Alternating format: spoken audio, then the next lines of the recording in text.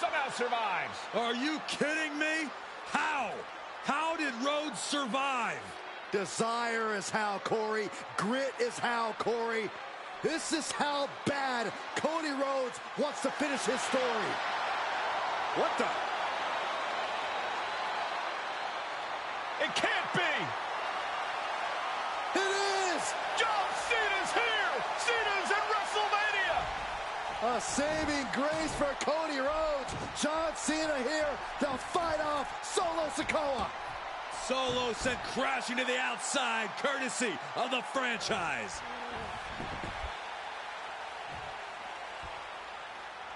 Cena's got Roman up. Attitude adjustment. Down goes Reigns.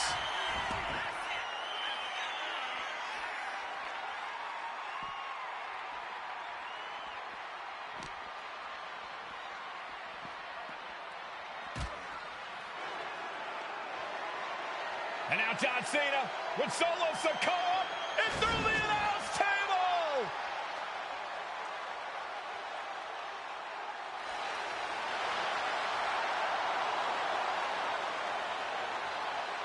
Oh, hold on, guys. Hold on. You gotta be kidding me. The final boss is at WrestleMania. What a moment this is. Brings back memories from WrestleMania over a decade ago.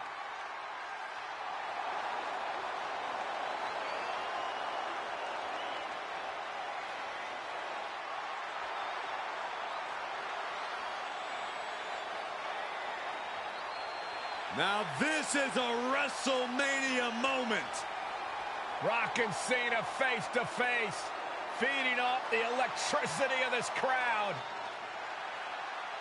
This is absolutely surreal.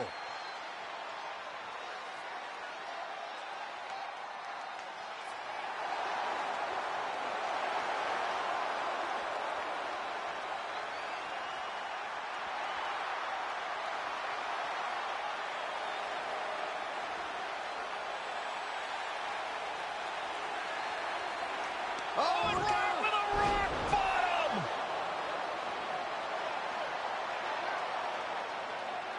The final boss strikes, and Cena is down. And now The Rock taking off the Mama Rhodes weight belt, and he's going to use it against Cody. What? Oh. No way. No way. Guys? What is going on here?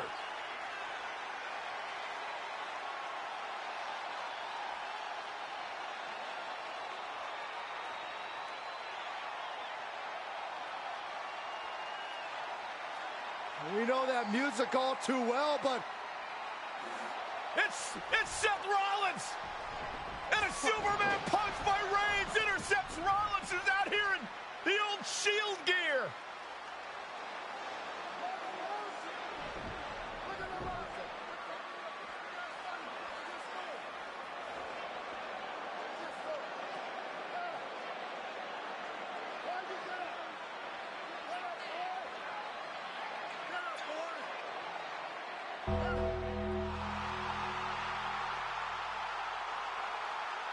Now what?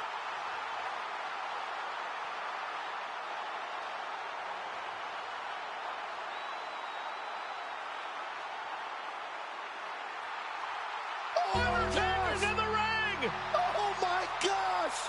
The Great One face to face with the Reaper at WrestleMania.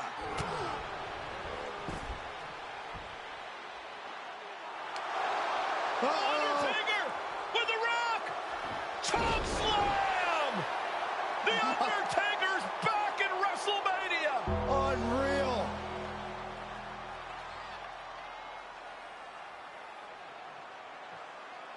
And now Roman Reigns and Cody Rhodes struggling to grab a hold of the steel chair in the ring. Both men struggling to their feet. Roman beats Cody Rhodes.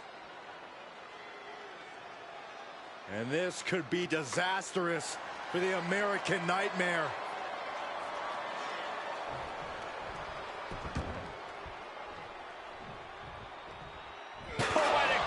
this. Roman has never forgotten and has never forgiven.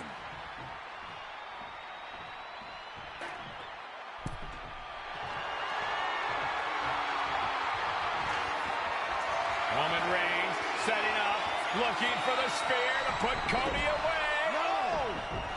Cody catches Roman. Crossroads. And another crossroads. Looking for the trifecta now. Finish the story. Everybody seems to think that WrestleMania 40 was the night the bloodline ended. But anyone who knows us knows that it's going to take more than one bad night to bring us down. If anything, we're just getting started.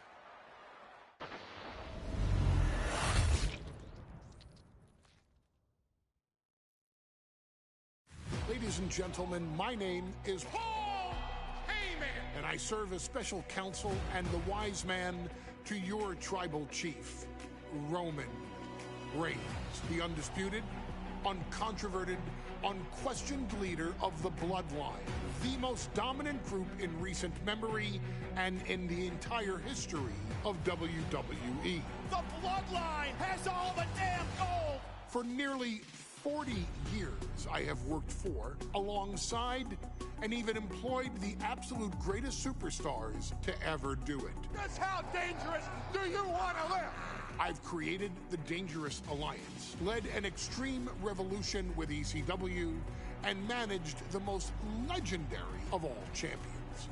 And for me, none of that compares to the relationship I've built with the Anoa'i, Fatu, and Maivia families, the triumvirate that composes this dynasty that we know more colloquially as the Bloodline. My time with this family goes back 40 years.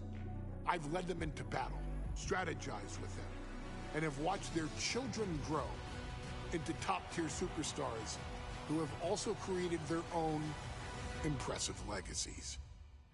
And so it is my great honor to serve as your host for the WWE 2K25 Showcase, featuring a dynasty like no other, the Bloodline.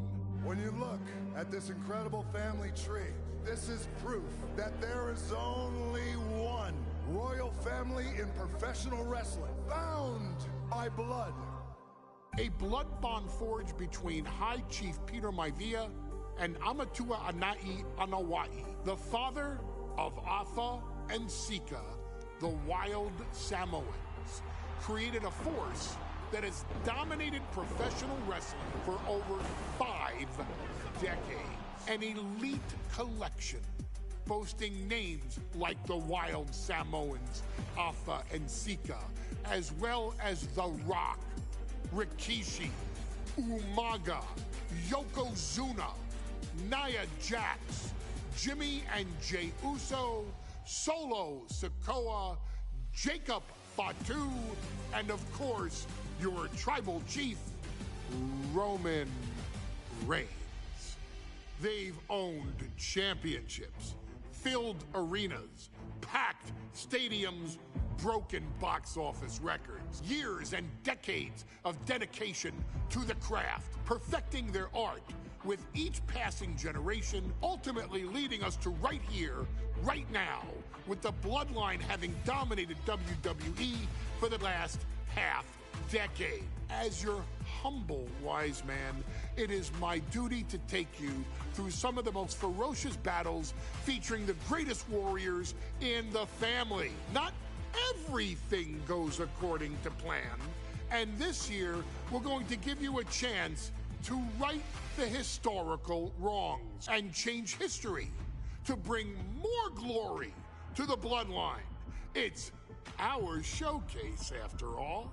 Honestly, their only real competition is themselves. Acknowledge me! All of this fighting amongst each other, this constant power struggle,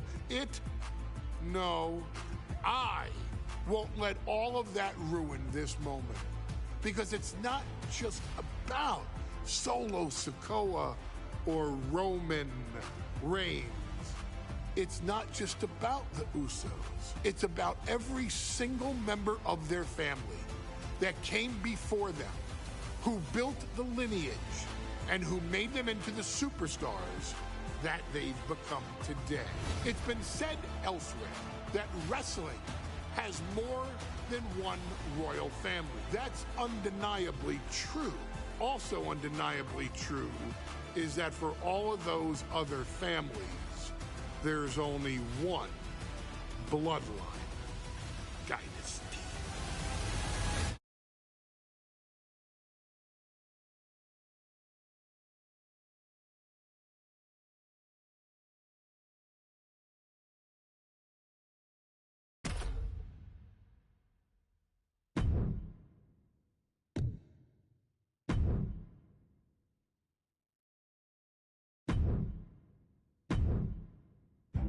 In a family that specialized in brute force over the years, perhaps no one better personified this than Rodney Anoa'i, nephew to the Wild Samoans, better known to the WWE Universe as the mighty Yokozuna.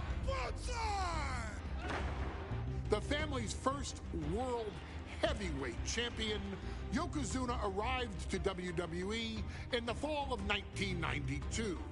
An imposing behemoth, to say the least, Yokozuna would make an immediate statement, winning the 1993 Royal Rumble just a few months after his debut. This victory would grant him a WWE Championship match at WrestleMania 9, where he took on Bret the Hitman Hart. This meteoric rise to the top was only a hint of the dominance Yokozuna would have on WWE for the next year. 2 WWE championships, a WWE Tag Team Championship, victory over the era's titans like Bret Hart, Undertaker, Lex Luger, and Hulk Hogan. Yokozuna is my middle name. I'm named after my uncle. I carry it with so much pride and weight on my shoulders just because of what he's done for this business and who he is as a person too. It's a cool middle name to have, man. I represent it with the pride, man, that I have.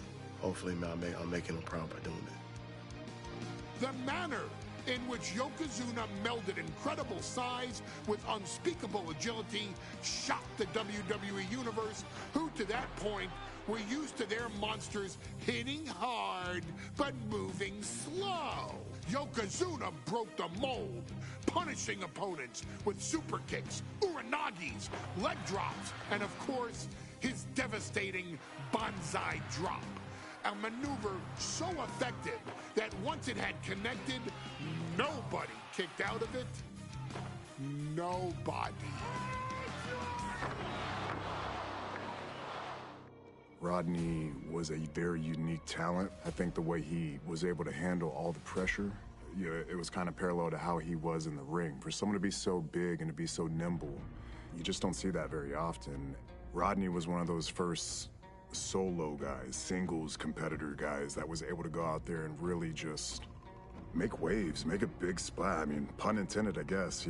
That fool jumped in a pool, he'd knock out all the water, and that's the way it felt sometimes. He would go into those arenas and just suck in all the energy and be able to give it back. So when I look at Rodney, I see someone very similar to me, someone who understands the very, very top of the game, the top position, and everything that goes along with it. In a career filled with so many highlight reel moments, perhaps nothing stands out more than when Yokozuna faced and defeated the so-called immortal Hulk Hogan at the first King of the Ring event in 1993.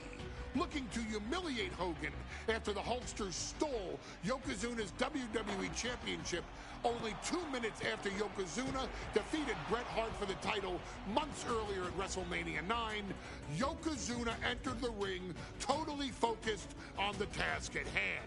And on that night, he not only got revenge, but his victory would send Hogan packing from WWE for nearly 9 years. Hulk Hogan is finished. Many felt that Yokozuna had indeed killed Hulkamania. Now you get to possess the power of the mighty Yokozuna and deal out punishment to Hulk Hogan to walk out of the King of the Ring, a two-time WWE champion. Showcase the ability and the agility that made Yokozuna a Hall of Fame performer and take Hulkamania down. Banzai.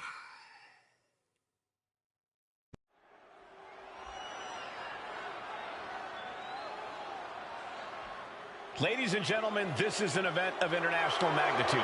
Photographers from around the world as they are documenting Yokozuna's every move. Coming down the aisle with Mr. Fuji is the champ.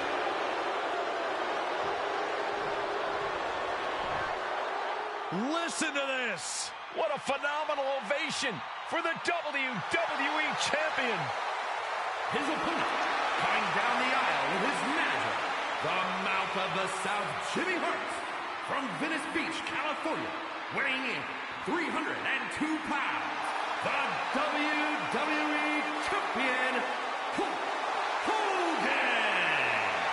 You can feel this facility shake, literally moving. The Raptors shaking with the ovation of the WWE Champion, Hulk Hogan. Hulk Hogan thrives on these people. He thrives on the Hulksters, the little Hulksters. This is what... You can see it in the eyes of each individual.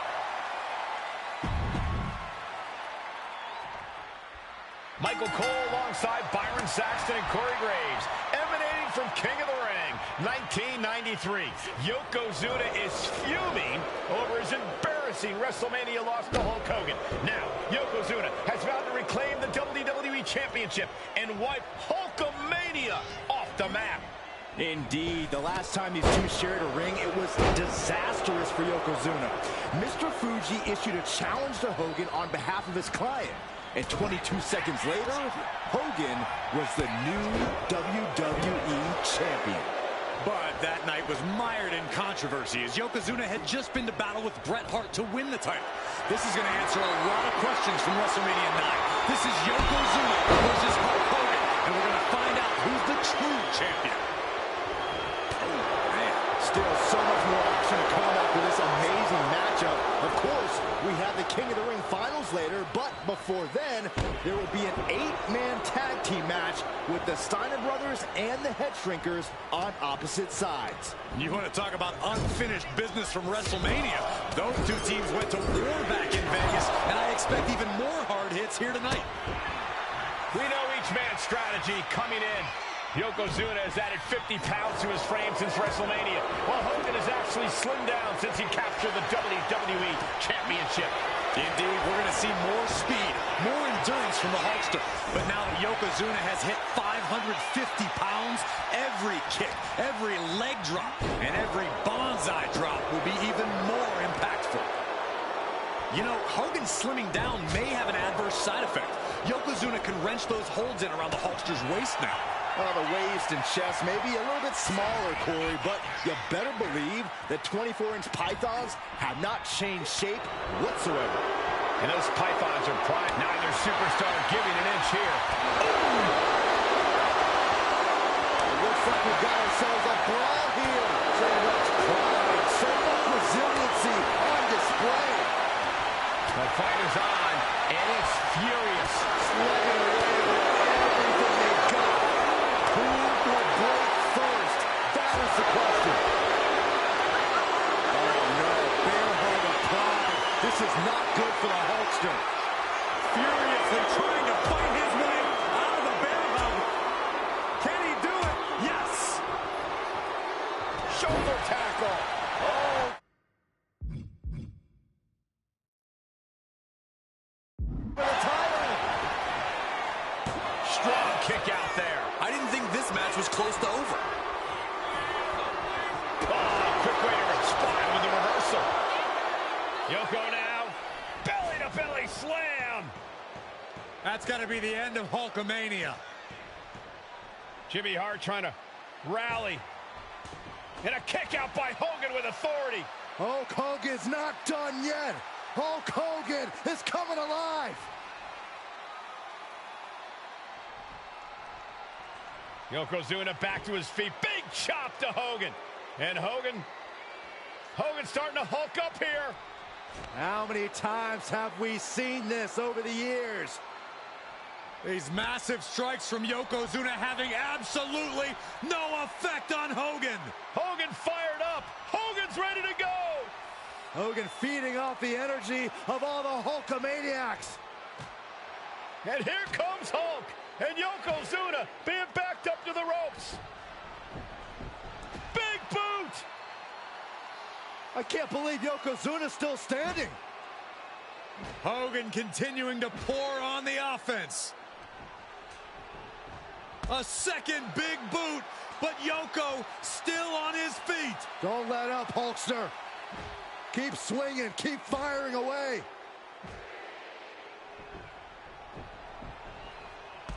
That boot, Yoko staggering, stunning, and he's down. Drop the leg, Hogan. Drop the leg. Hogan, leg drop. Here's the cover on Yoko, who kicked out of the leg drop. What? Get Mr. Fuji out of there. Hogan feeding off the energy. Wait a minute. What is that photographer doing on the apron? There's a match going on. What the heck? What was that? What in the world just happened here? Yokozuna on the move. Massive big leg drop. Yokozuna demonstrating his full power. Hogan's in trouble. He puts him into the corner. Hogan winning that exchange.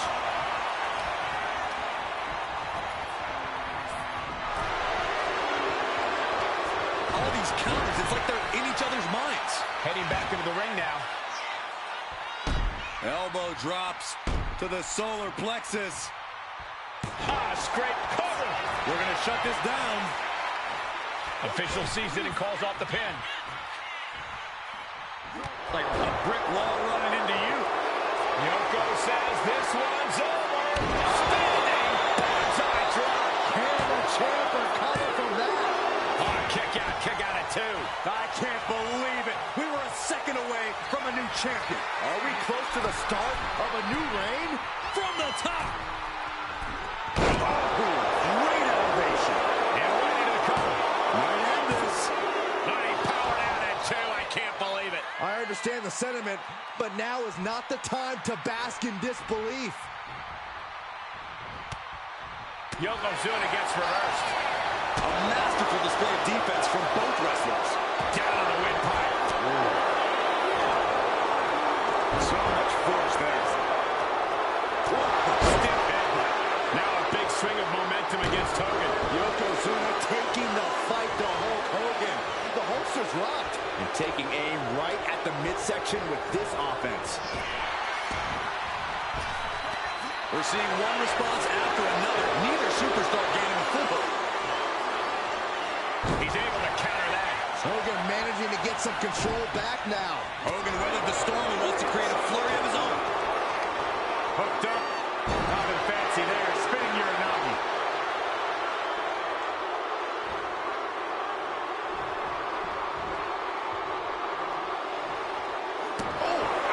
And Yokozuna is really putting the pressure on. Yokozuna making Hogan regret wanting this match. I love it.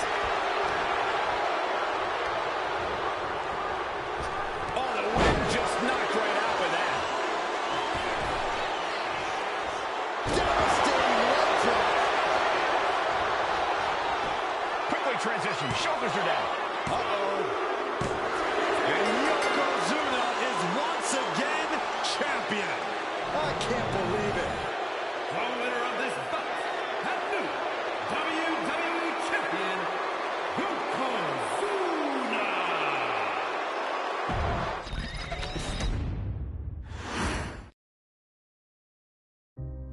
Our next chapter sees the showcase spotlight shine on an area in which the family built their legacy: tag team wrestling. Starting with the Wild Samoans, Afa and Sika, all the way through to more recent champions like the Usos or Tama Tonga and Tonga Loa. This dynasty has always excelled in tag team competition, consistently showing an ability to dominate the division with a wide variety of looks. And the first team that we will look at, accompanied to the ring by Alpha himself. Fatu and Samu, the Head Shrinkers.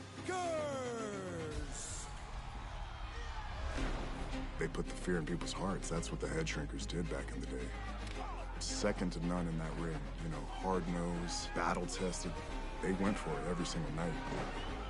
More astute fans may also know that early in their journeys, Samu and Fatu were managed by me, Paul Heyman, then known as Paul E.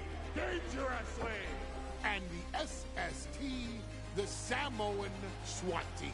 The Samoan SWAT team is here. Vengeance is mine. Already an imposing force that early on, their future greatness was obvious to so many industry experts. Alpha, more than anybody, knew he had the team on his hands, with Samu being his son and Fatu his nephew. The tribal elder was able to mentor both, instilling in them the same unrelenting approach to competition that made the wild Samoans world famous. The team toured through regional promotions before a quick stop with me in WCW, but WWE was always their goal.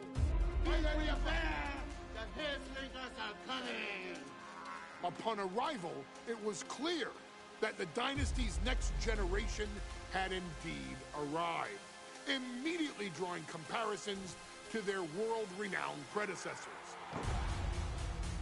10 years before it became cool to say, Samu and Fatu displayed ruthless aggression in the ring, overwhelming opponents before the bell and continuing the non-stop attack until their hands were raised in victory.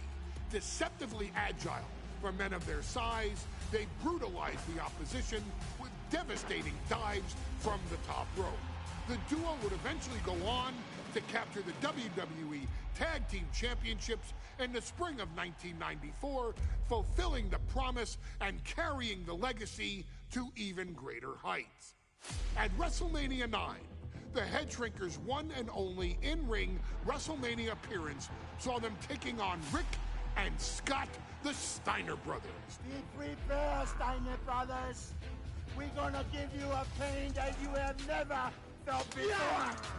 While I'm not one to make excuses, I am one to give opportunities to you, our expert gaming member of the WWE Universe.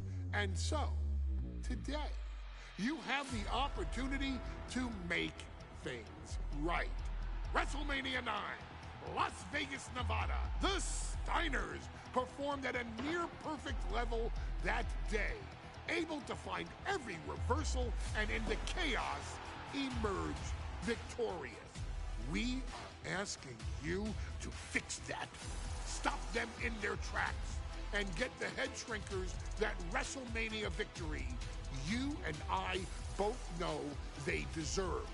But if you're not careful, you're going to find yourself reliving the very same memories that have haunted Samu and Fatu for years. Steiner lines, suplexes, Frankensteiners that will all bring your evening to a vicious, miserable end.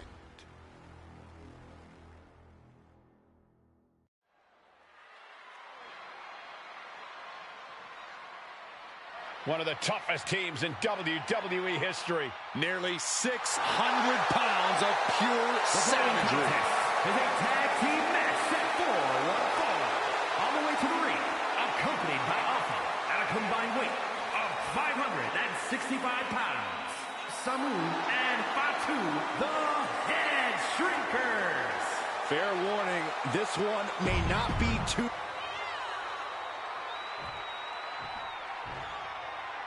The Steiner brothers getting a tremendous ovation here in their first WrestleMania, and we'll see if they can carry on Michigan's winning ways. And their opponents, at a combined weight of 531 pounds, Rick and Scott, the Steiner brothers. The Steiner brothers are one of the most promising tag teams we've ever seen in WWE.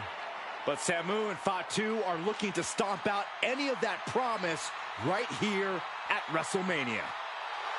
Let me warn the WWE Universe right now. This is going to be a brutal match.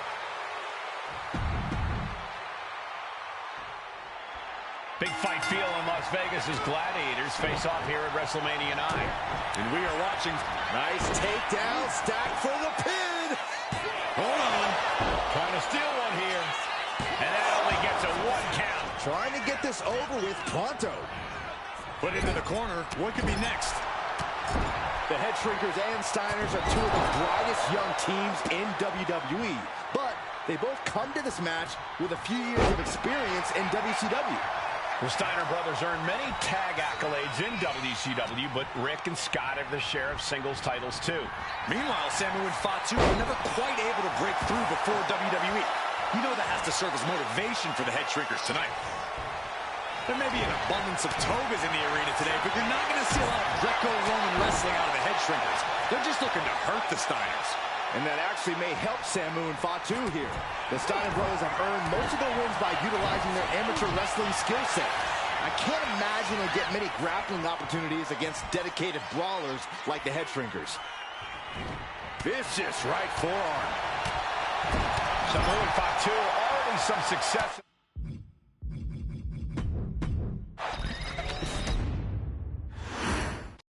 Big fight feel in Las Vegas as Gladiators face off here at WrestleMania 9. And we are watching 4 men who would have been right at home inside of a Roman Coliseum. The Head Shrinkers and the Steiners are ready for a true battle. Both teams are relatively new to WWE, but we've seen that each duo is not afraid to get physical. Each side is looking for their first WrestleMania win, and they will do anything to earn it. The whole world is focused on WrestleMania 9 tonight. The last thing you want to do is come out on the wrong side of a match like this.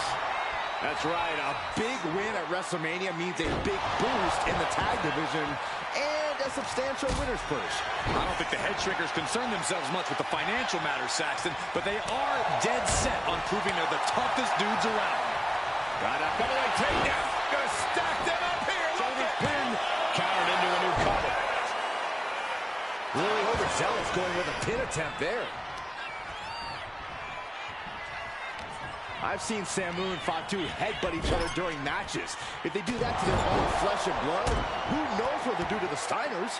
It's just a byproduct of the brutal take-no-prisoners offense of the Head Shrinkers, Byron. These guys will bite, scratch, and claw their way to a win. Rulebook be damned. And with Rick and Scott coming from an amateur collegiate background, they might be a bit more hesitant to bend the rules. Hopefully the Steiners can adapt, and fast. WrestleMania 9 shaping up to be a big night in the tag division, guys. Indeed it is, Michael. 2 great young teams competing now. And later tonight, none other than Hulk Hogan will lead the Mega Maniacs against Money Inc. for the tag team titles. Odds makers in Nevada have the smart money on Hulk Hogan leaving Vegas with the gold tonight. And there goes Steiner sent outside the ring. Wwe2k like a one-man wrecking machine right now, cleaning house. Oh, look at this, the power by Scott Steiner. But the tag was made and Scott not aware. Big kick.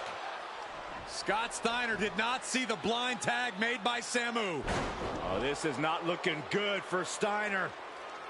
And this is what the Head Shrinkers do. Top-tier tag team wrestling. Steiner didn't see the tag, decided to hot dog around, and got a foot in the face for it. Before this match began, you heard the Steiners speak backstage. Scott saying, quote, "Me and my brother are going to go out with a game plan and do what we do best. And that's wrestling." That's all well and good for the Steiner brothers, but Alpha has gone on record saying that his men are looking to tear Rick and Scott's heads off. Fends it off. Good counter. Nicely done. Inverted scoop slam. Coming in off the tag. Boom, running STO plants him. Nicely done. He got out of dodge just in time. And we are really seeing the amazing skill sets of all four men in this tag team showcase. Well, we already knew about the brawling of the head shrinkers and the grappling of the Steiners, but men as big as these four behemoths should not be able to fly around the ring like they have thus far. It is made for an extremely tough act to follow, guys. And into the turnbuckle he goes. Running knee! That clearly rocked Scott a bit. Yeah, Samu just ramped up his intensity. Boom! Samu avoids that one. No, nothing fancy here. Tasting victory! Backed up! Reverses the pin. Shoulders down. He narrowly avoids the count. That was a long 2 count there. As we find ourselves surrounded by all this pageantry, do you think... From the top! Diving headbutt! Completely flattened, and that should do it. That has to do it. Uh-oh. Headbutt! Roundhouse kick.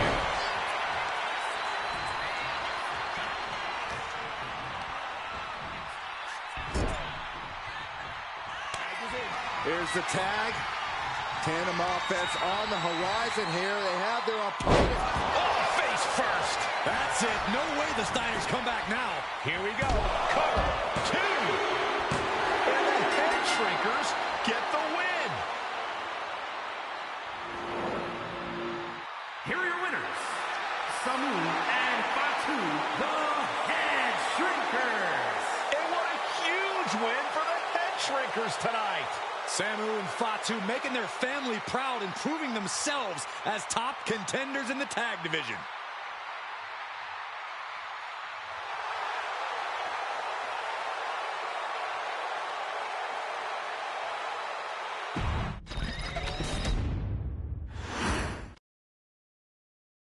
Hey, let's put this in the simplest of all terms.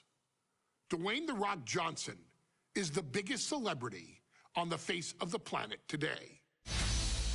Now, whether he's a blue chipper, the people's champion, or as we know him right now, the final boss, The Rock has always commanded all of the attention in the arena since the very first moment he made his WWE debut at the 1996 Survivor Series. Born into this business, The Rock would become WWE's first ever third-generation superstar, following in the footsteps of his father and grandfather.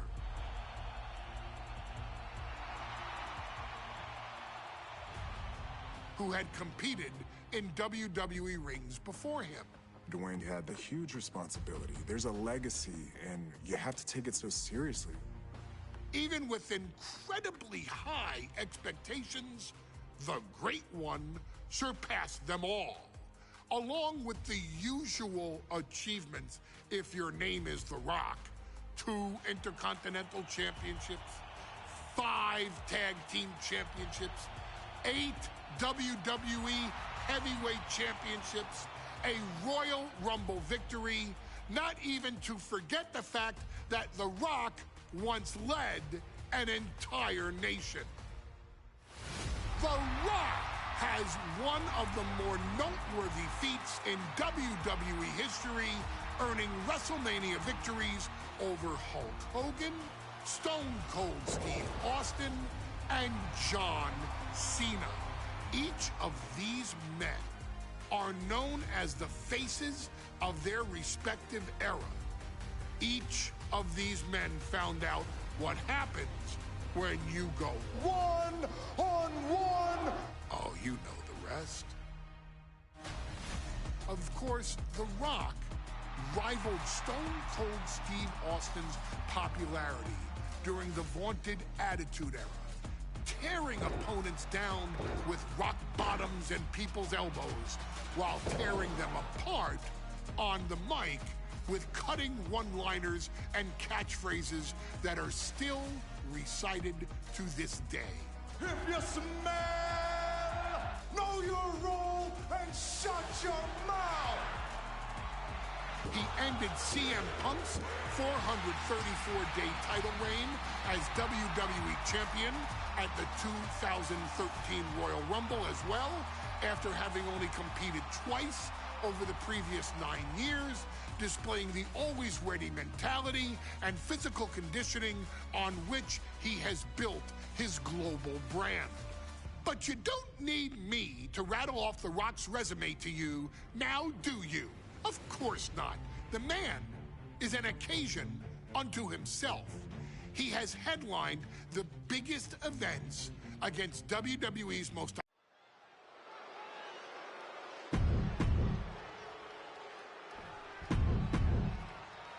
A title coveted by legends. The Intercontinental title hangs in the balance tonight in a match between our refined champion Hunter Hearst Helmsley and the young challenger Rocky Maivia. Rocky Maivia has a lot to prove here. The third-generation up-and-comer would love nothing more than to grab his first championship tonight and send a message to the WWE that Rocky Maivia has arrived. But Hunter Hearst Helmsley will do everything in his considerable power to take off. Senton from the apron. Someone knows that if they want to hold gold at the end of the night, they have to pull out all the stops.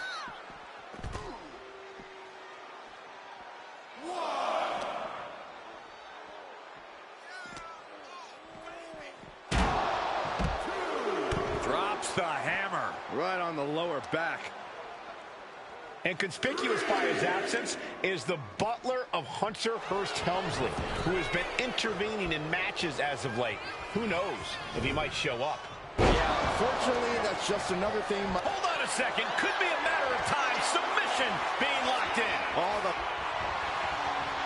Trying to get out of the submission. And does.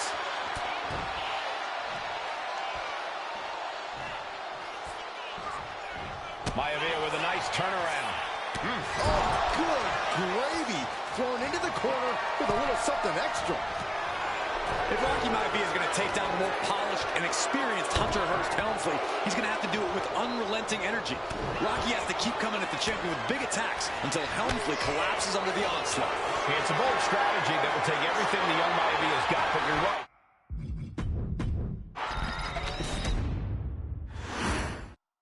The Intercontinental Championship is on the line here between two superstars who don't have anything nice to say about one another. The challenger, Rocky Maivia, and our current champion, Hunter Hearst Helmsley. Well, Helmsley is our champion for a reason. He's quick pin. Championship on the line. And there's a kick out at one. Tried to make short work of things there. Mounting there. Uh-oh. Rocky beats him to the punch. Before this match, I was talking to Helmsley, and he said he can beat the snot out of this Maivia kid in less than 10 minutes.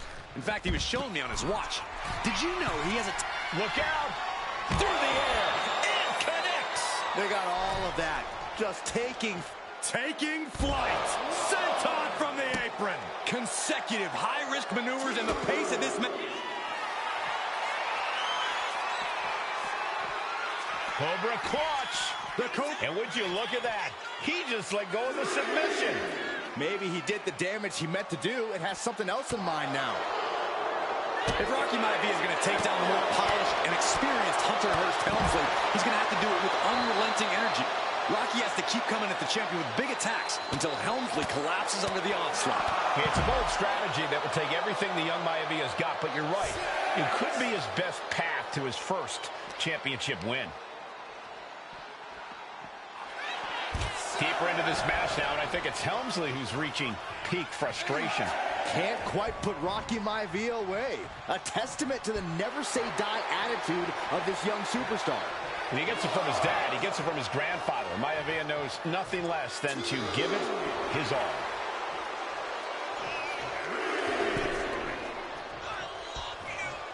Raw drop kick. Maivia way up high.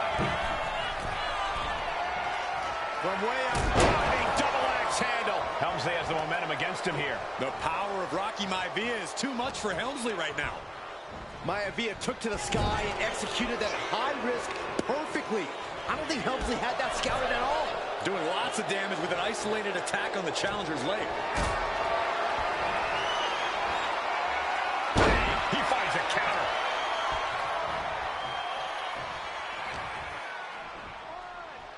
Hunter whipped into the corner, nobody home. Rocky hit hard. And now Hunter looks to take over this match. Helmsley muscling Maivia up to the top turnbuckle in a big right hand.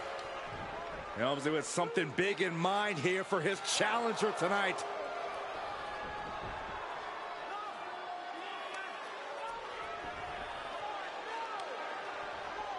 Well, this is just blatant disrespect from the arrogant champion. Almost daring Rocky. Hey, you really want my title? You really think you're going to be Intercontinental Champion? Up to the top. Hooking Rocky into a superplex.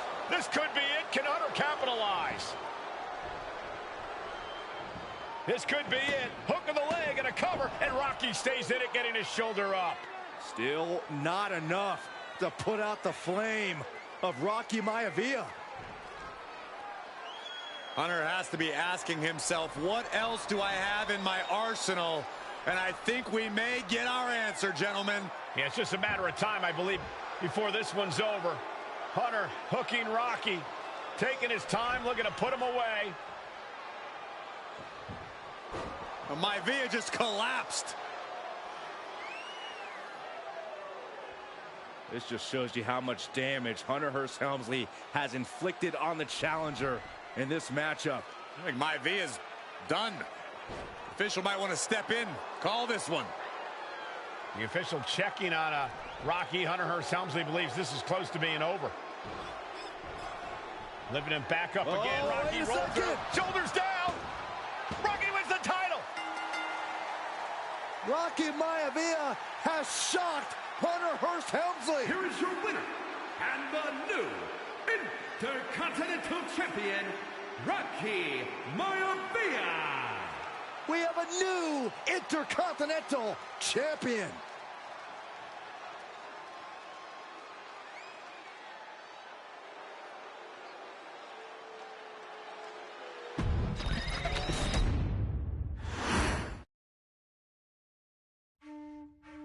In a family of elite combat athletes and top-tier performers, the final boss has always stood out, even when he was just a blue chipper. But there wouldn't be a final boss. There wouldn't even be a bloodline if it wasn't for The Rock's grandfather, the High Chief Peter Maivia. You can think of him as the first boss. Predecessor to the tribal chief. He is one of, if not the foundation for our family. The Wwe2k25 Maivia wrestling dynasty. I don't think there's anybody more responsible for what's going on now than the High Chief himself. Peter Maivia isn't simply one of the two principals behind the sacred blood bond. He's also an incredibly decorated professional wrestler who traveled the world and won titles everywhere he went. New Zealand, Japan, Europe, and here in the United States, where he enjoyed especially successful runs in Hawaii and California. Maivia would eventually find his way to WWE, engaging in legendary battles with the likes of superstar Billy Graham. His larger-than-life personality would win the WWE Universe over in short order, as it had throughout his entire career. In the ring, High Chief Peter Maivia was a potent blend of brawn and grappling technique, often muscling his opponents down to the mat through a variety of joint locks and then switching to more painful holds once grounded. His sleeper hold and stump puller were both feared and renowned, and make no mistake about it, Maivia knew there was always more than one path to the ultimate victory.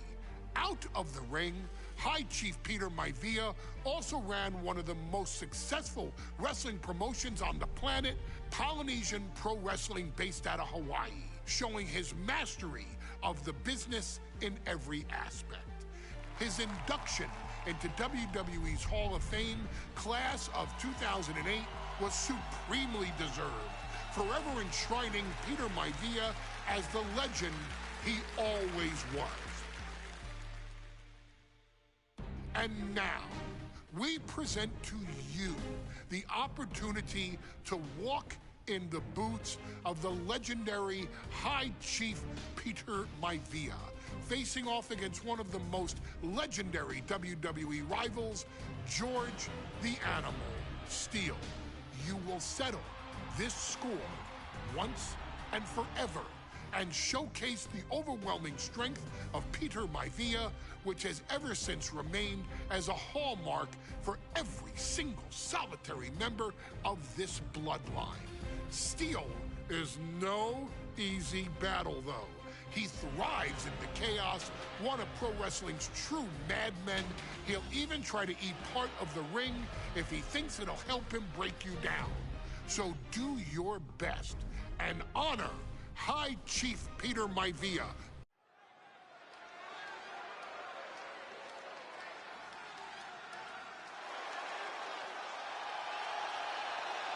Uh-oh, somebody called the local zoo.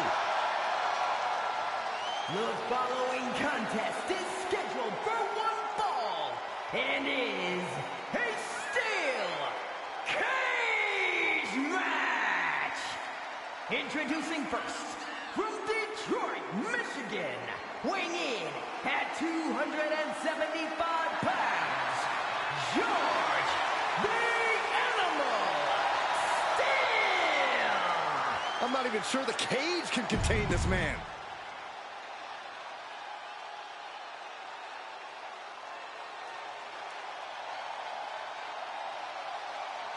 And strolling down the aisle, the opponent of George Steele, Peter Maivia. Always a chaotic matchup. His opponent from the Isle of Samoa, weighing in at 275 pounds, High Chief Peter Maivia. Steele had better keep an eye on Maivia because Maivia is a true brawler. Few men can handle the chaos of the animal inside a steel cage, but I believe the High Chief is ready.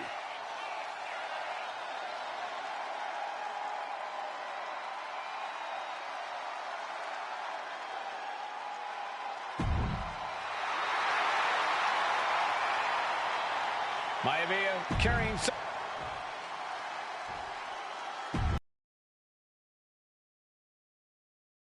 versus George the Animal Steele. Most of the matches between Peter Maivia and George Steele have ended inconclusively, but this time we'll have a winner. These are two very different men, Cole. The High Chief is a man of great pride and respect for the ring, while Steele is, well, he's an animal. I can't think of two opponents with more opposing styles. You said it, Corey. Let's just hope this one gets taken care of in the ring tonight.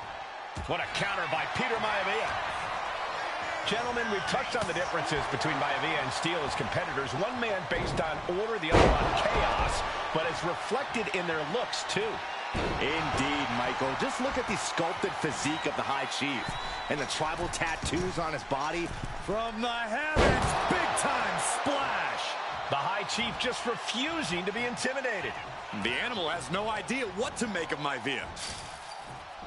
Running FTO plants him. Nicely done.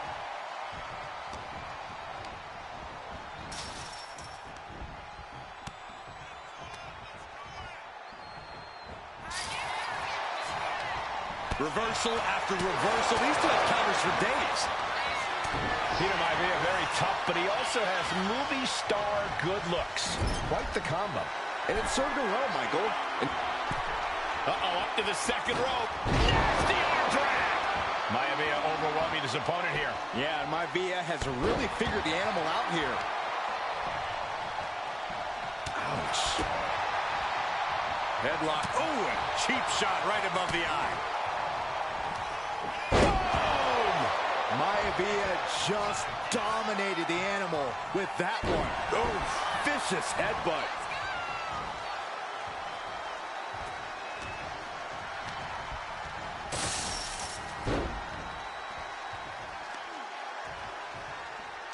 Ah, look at this, just cranking it out. Cranking the head. The animal has to be elated to be in this steel cage. Again, from the heavens, big body splash from the top. He's quickly assuming control here. And you can see Steel is struggling to weather the storm with the High Chief.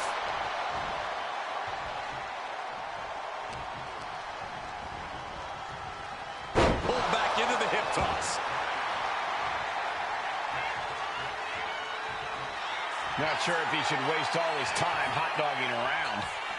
Fist drop! Ah, just like that, he's busted wide open. Opening up the floodgates. has their opponent down. Camel clutch locked in, agonizing submission hold. And he breaks his own submission. Maybe his plan was just to soften his opponent with that hold. Down to opponent, and a double axe handle smash. The High Chief Peter Maivia really making a name for himself at WWE, but he's had plenty of experience on the way up. Plenty of championships on the West Coast, but he's made the biggest splash in Hawaii, where he earned multiple tag team titles. Oh yeah, Maivia is a huge celebrity on the islands. In fact, I've heard some consider him the personification of Maui. My goodness, calm down. Freakazoid? Into the pin. Could be over for Maivia. Shoulder up even before a 1 count. We're well into the match, and he still seems so fresh. It's almost unbelievable. Toss their opponent. Oh, with authority.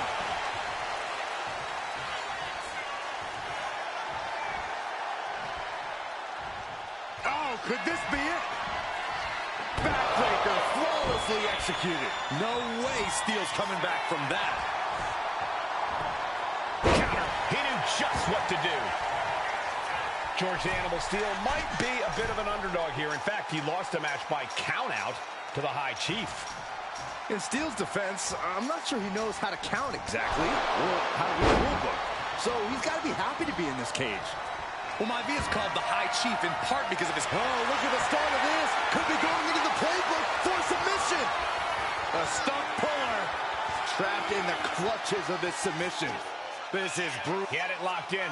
I didn't covering their opponent for the win.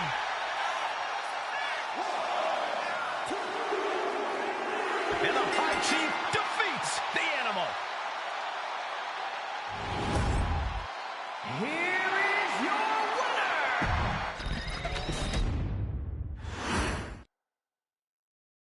She's not like most girls.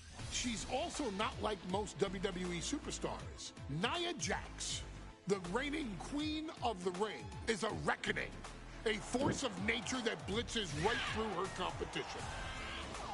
A cousin of The Rock, Nia Jax arrived in NXT almost 10 years ago with astronomical expectations. Undaunted, Nia Jax would dominate early opponents, finding herself competing for the NXT Women's Championship mere months after her debut. It did not take long for those running Raw and SmackDown to take notice. Well, our next pick, Nia Jax! And Nia Jax would join the Raw roster as part of the 2016 draft lottery. And since joining the main roster, absolutely no one has been safe from Nia Jax. She is a two-time women's champion. She is a two-time women's tag team champion. She competed in the men's Royal Rumble match in 2019, even getting an elimination while in the ring. Nia Jax looking to eliminate. She does. She's battled standouts like Charlotte, Bayley, and Becky Lynch. And all the while, she has left undeniable.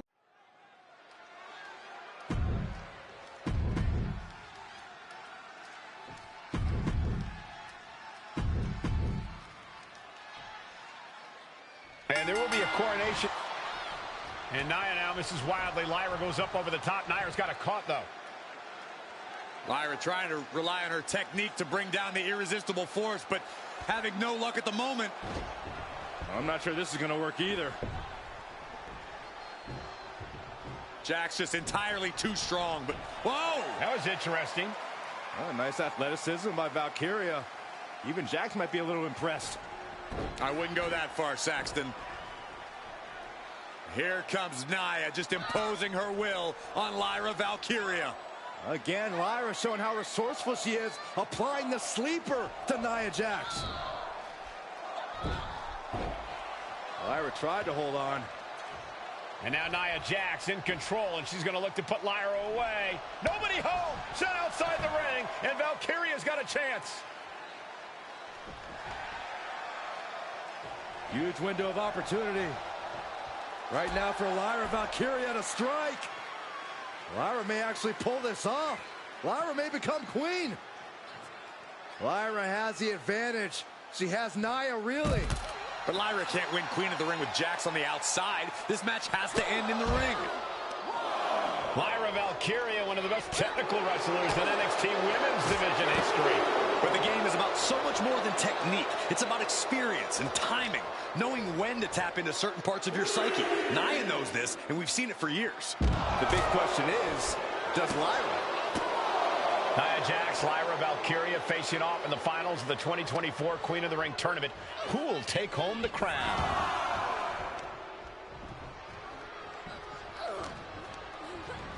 Being placed in the corner here. Oh, look at this. Boot right to the throat. Corey, what do you think is going to be the key in this match for Nia Jax? She certainly made plenty of promises when it comes to being Queen of the Ring. What Nia brings to the dance, Cole, is raw power, the likes of which you rarely see from most men, let alone women. Nia has absolutely no problem. Here we go. Time to work out some aggression. Nothing pretty here, just good old-fashioned fisticuffs. Back and forth, neither one giving up any ground. This is a war of attrition with neither superstar wanting to be the one who surrenders. Two fighters putting their haymakers on autopilot right now.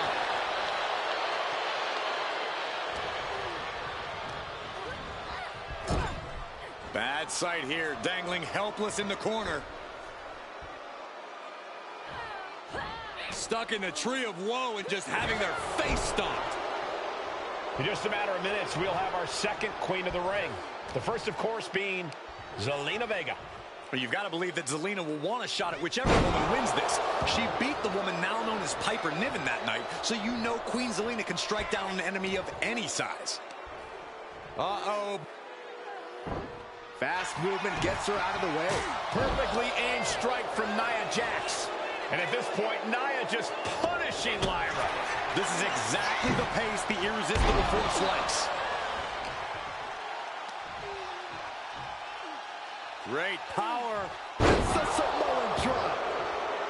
Nia Jax is doing whatever she wants. Each Samoan drop.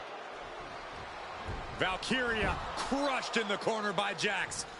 Squashing Lyra in the corner, and the beginning of the end may be near. And Nia now, with Lyra on her back, going to climb up to the second rope. This is a scary situation for Lyra. Oh, look at this. Maybe not. No way. There's no way. Oh, my. Oh, no. Good night. Annihilator. Here is your winner and the new Queen of the Ring, Nia Jax. What a victory to the brand new Queen of the Ring. Nia said she would do it, and she backed up her claims. And now the Chief Content Officer of WWE and Triple H going to come in to congratulate Nia Jax and officially crown her the Queen of the Ring. Absolute dominance by the new queen.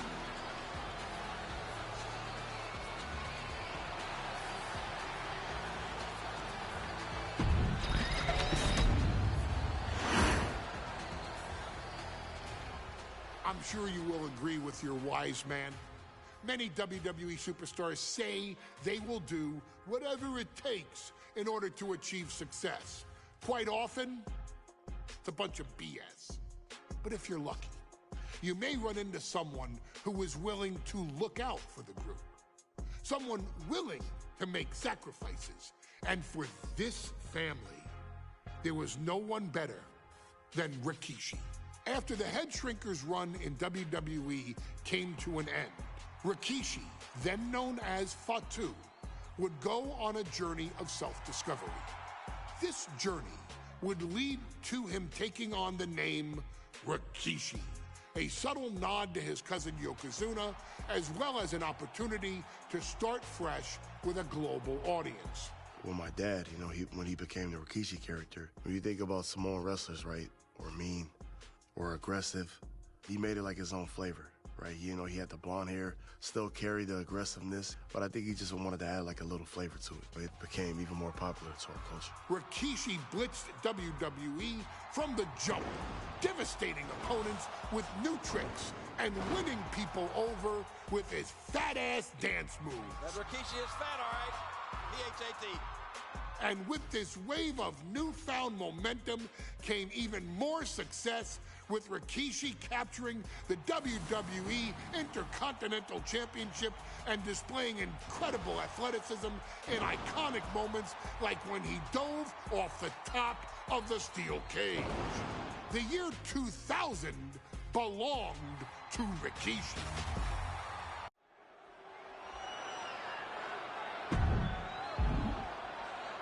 Is it legal to not show up?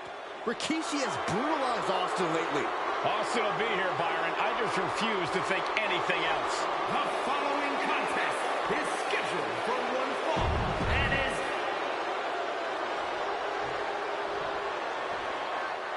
Is he here?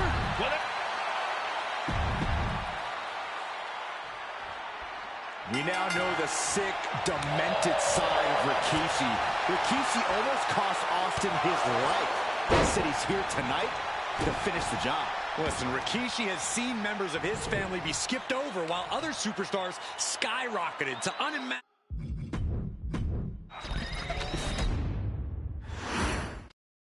It's a miracle Austin survived being run over by Rikishi. Now a pissed off Texas Rattlesnake is on the loose and out for revenge. It took Austin almost a year to recover from the injuries he suffered in that heinous attack. You can't blame Austin for the damage he inflicts on Rikishi tonight. Byron, the lesser man wouldn't have survived. Stone Cold promised that Rikishi's days of walking above ground are over. This is no holds barred. Forced to the outside. Not a good predicament to be in. Flying all the way to the outside. Austin with a reversal. And though The Rock wants nothing to do with this altercation, we have to mention the sadness Rikishi has brought to him. Rock might be innocent in this whole ordeal, but I feel that somewhere inside his soul, The Rock is happy with what Rikishi's done. The Rock is proud. On the apron. Whoa, look out.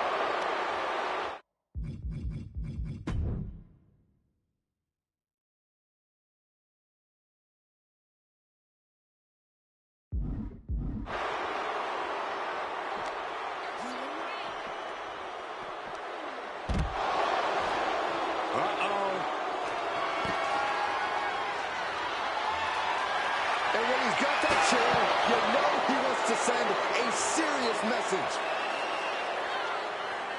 Holy cow! That chair came in on them fast. Oh no, has him lined up for the kill shot. Oh God, right to the cranium. And looking at my monitor, it just makes me sick to my stomach watching Rikishi. This is a man who has no remorse and feels justified for running Austin down like a dog.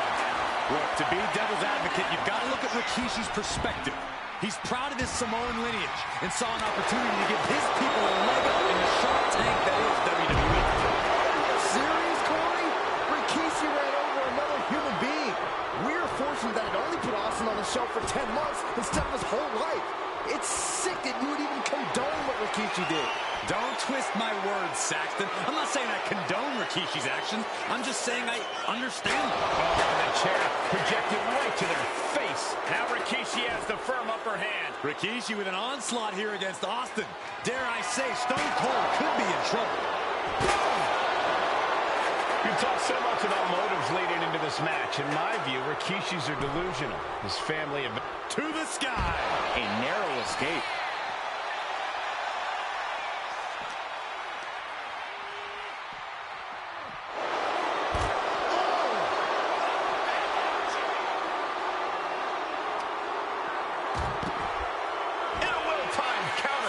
Austin's finally able to slow all that incoming offense. The Rattlesnake got played around with for too long. Now he wants to open a can. And a heck of a DDT we just witnessed.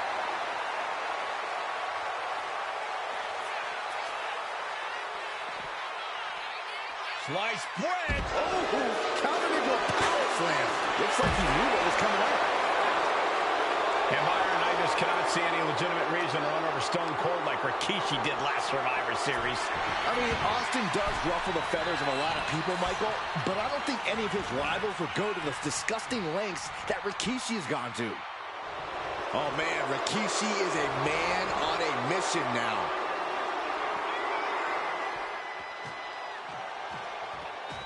Austin and Rikishi trading heavy artillery on the outside, and here comes the Rattlesnake.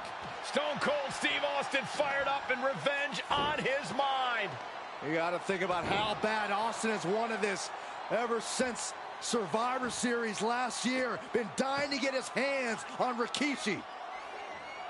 All of that venom, all of the vitriol inside of Austin being unleashed on Rikishi right now. Remember, this is no holds barred. Anything goes. Austin has Rikishi down. The Rattlesnake is red hot. And do you hear this capacity crowd? They want more from Stone Cold. All but he wants to see Rikishi get beaten down like a pile of human filth. Stone Cold too slow there. Scary mindset for the Rattlesnake. Austin has scattered pictures of Rikishi all over his home. Said that every time he looks at Rikishi, he's looking at a dead man. Yeah, Rikishi taking that as an empty threat, thinking that Austin isn't the man he claims to be. But trust me, when Stone Cold says he has you in his crosshairs, that's no empty threat.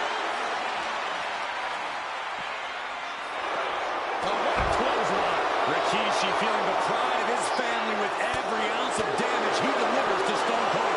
Left the effort and cut them off with a shot to the gut, taking this fight back into the ring.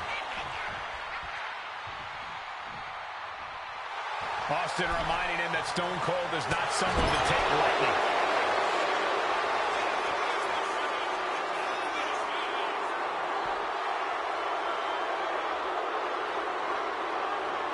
Oh, what a right! Yeah, that's some attitude behind it. And we know how despicable Rikishi has been, but to throw vinegar on the Rattlesnake's nest, Rikishi goes and destroys Austin's truck with a sledgehammer. Well, hell hath no fury like a man who has his car tampered with. It's just extra motivation for every fist Austin lands in this fight.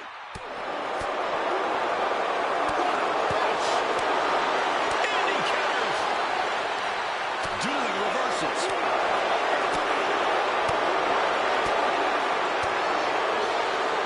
Stone Cold avoids the attack. Side Russian leg sweep.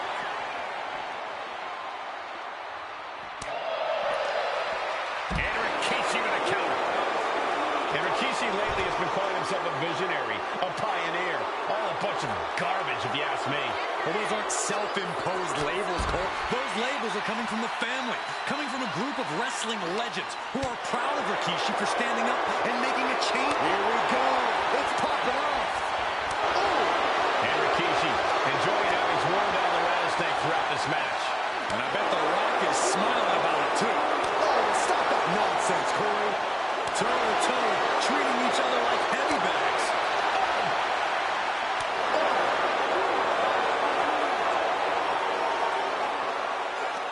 They are emptying their tanks, going back and forth like this. Oh, my gosh.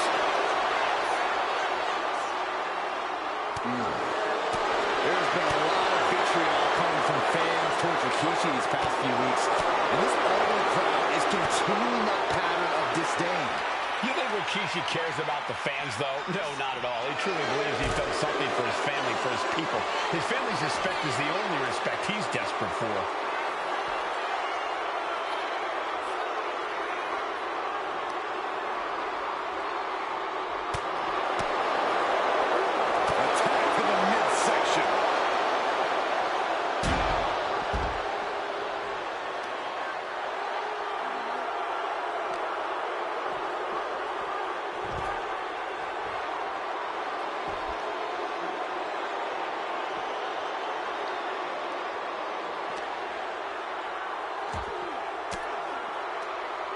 Sharp elbow to the gut turns that one around.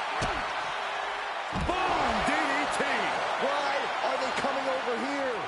Lots of space and concrete, that's why. He's reaching under the ring for anything useful. He's choking up on that bat, looking to swing one into the parking lot. Dodge is out of the way. Rikishi finds his target with that one.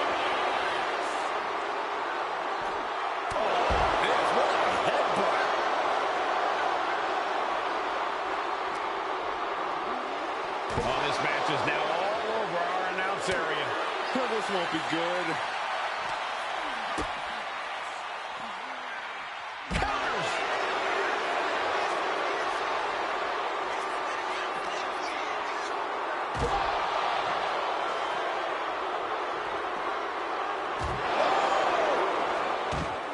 And Rikishi slows Austin down with a thunderous right. Austin's in trouble.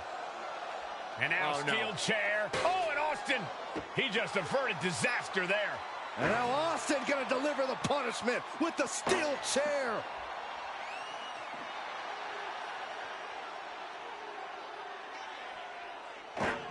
A relentless Texas rattlesnake beating the brakes off of Rikishi with a steel chair. And again, thunderous blows by Austin. Down goes Rikishi. Austin beating the hell out of him. I know Austin has good reason to be doing all this, but he could be taking it too far at this point. I don't think the rattlesnake is taking it far enough, Corey. Austin wants to put Rikishi's life in danger, just like Rikishi did to him. And he tosses him back in now.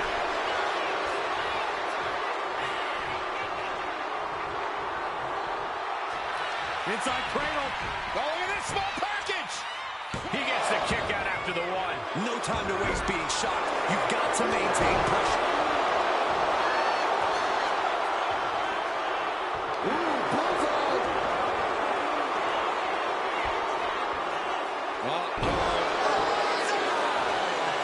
And that was just as devastating as a sledge hit. Rikishi driver. Rikishi got all of it. Beautiful. Right into the cover. There's two. Kicks out. Just kicked out. What a kick out by Austin. You can never count the rattlesnake out. Scooped up. Here it comes. Rikishi's running. Is that enough to take out Austin? Into the pin. 2 count. Rikishi somehow defangs the rattlesnake. Damn it. The winner of this match, Rikishi!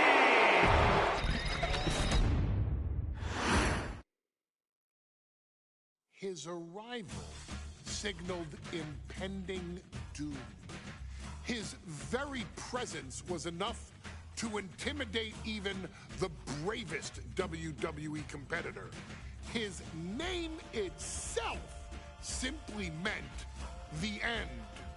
And if you found yourself standing across the ring from Umaga, you were most certainly coming to the end of your own road. The younger brother of Rikishi, Umaga, was every bit the Samoan bulldozer that his nickname would suggest, mauling opponents with ease, relishing the chaos that he created. A menace to the entire roster, an unrepentant badass, Umaga tortured his prey with high-impact collisions before ultimately sealing their fate with his vaunted Samoan spike, a vicious move used today by Solo Sikoa. Inside the ring, man, he was just a complete monster. Anybody that stood in front of him, he was going to wreck him no matter what he had to do. He was just a crazy, wild Samoan. Outside of the ring, man, just a loving guy to be around. A fun uncle, always joking, always barbecuing at his house. I always looked up to him. He was just so cool. Perhaps an unheralded aspect of Umaga's game was his mastery of mental warfare. Umaga loved to present a wild, out-of-control savage, one who needed manager Armando Alejandro Estrada to handle all the details while he destroyed opponents. Umaga was the perfect definition of the word aura.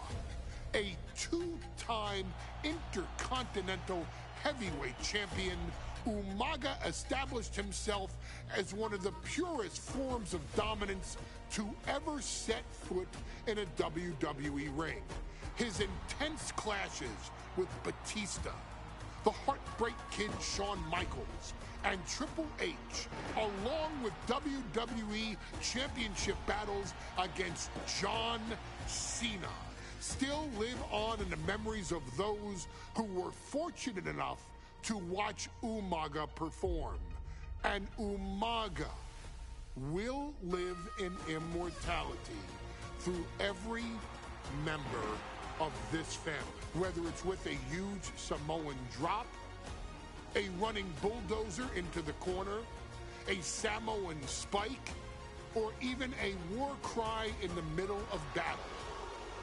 Umaga is forever. I wish he was here. I know he's watching from above. So you, our beloved Us in training, are asked one simple thing here in the Wwe2k25 Showcase: to defeat John Cena. You've done that in this mode before, right? Simple. It was at New Year's Revolution in 2007 that Umaga and John Cena first collided for the WWE title. Umaga appeared to be too much for Cena in the minds of many pundits. Undefeated in WWE some 9 months after his debut, and things were going very well for Umaga. Until they weren't. Umaga would see his undefeated streak end by, of all things, a damn roll-up after rushing directly into the outstretched shoes of John Cena. 1 second of luck allowed John Cena to escape the inevitable, and now it's on you to fix it. Head into that ring. Showcase Umaga's cruel brutality and get Umaga the WWE Heavyweight Championship victory that he should have gotten in the first place. I assure you, my dear friend, Armando Alejandro Estrada will make sure nothing else goes wrong if you take care of business inside the ring.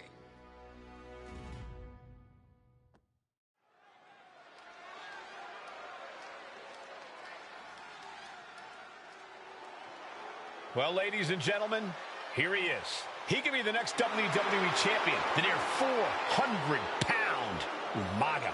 A man that since debuting right after WrestleMania 9 months ago has remained undefeated. And Umaga has been in the ring, Byron, with the best of WWE. This man looks, moves, and sounds like a movie monster. Except Umaga is for real. He is a Samoan bulldozer, an 18-wheel version with a mean streak. Big, athletic, strong, and probably going to outweigh John Cena by well over 100 pounds.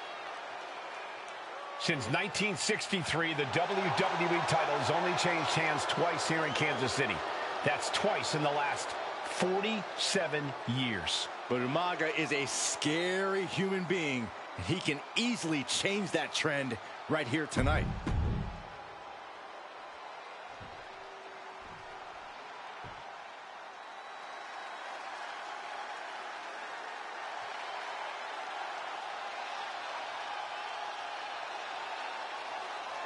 A phenomenal ovation in this arena because the champ is here.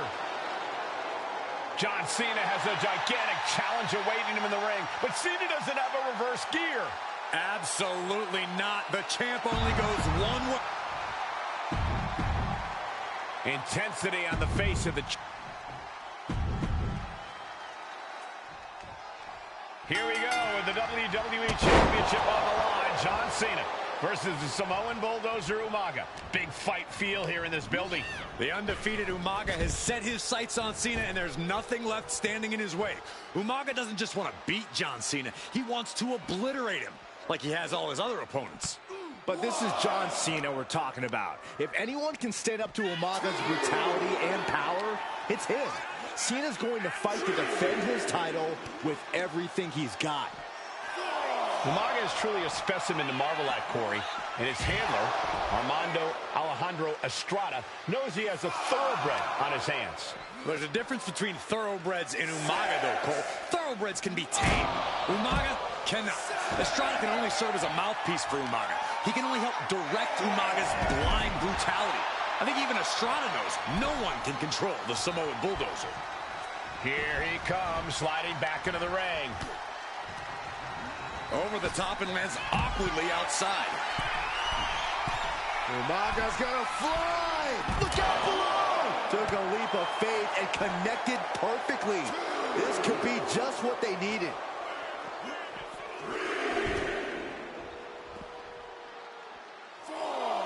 And here he is, heading back into the ring.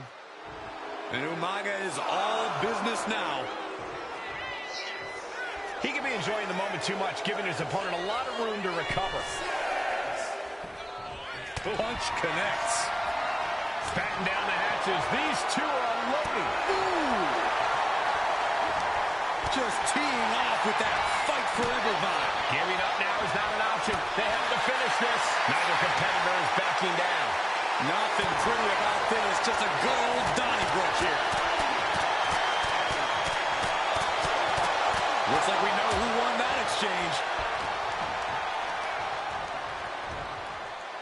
Ah, there's a headbutt.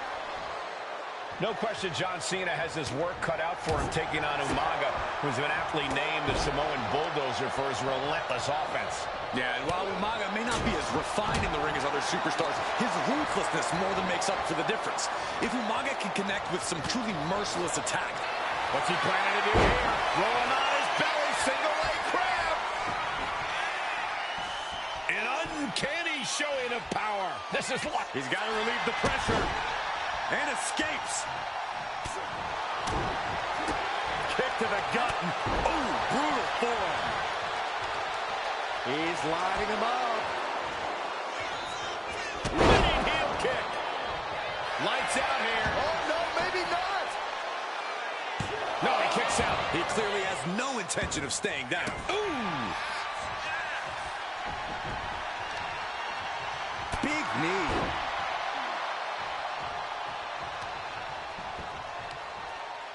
Uh-oh. Dropping the elbow right on the knee. Cena with a shoulder tackle. And here comes Big Match John. Don't throw a punch. Don't throw a punch. Oh, that never works. The champ with the cover. And the champ only gets a count of one. Still has enough energy for the simple kick out.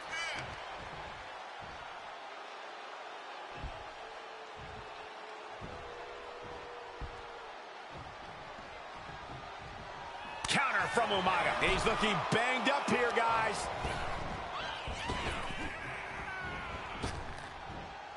Rapid fire Samoan drop. And with the attacks Umaga has been delivering, you have to think about internal injuries mounting on Cena now.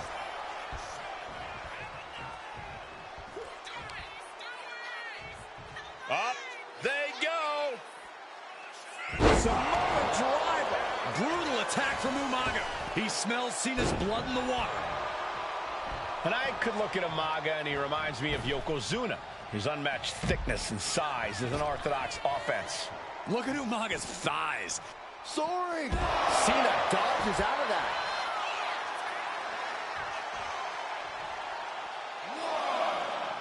Oh, right into a counter. Both sides with an answer to every piece of offense. Spiked with a Michinoku driver. Uh-oh, trouble might be coming our way. Quick, Saxton, get under the table to protect yourself. Good idea. Brought back into the ring from the floor now. From the top. Oh, it's a piercing elbow.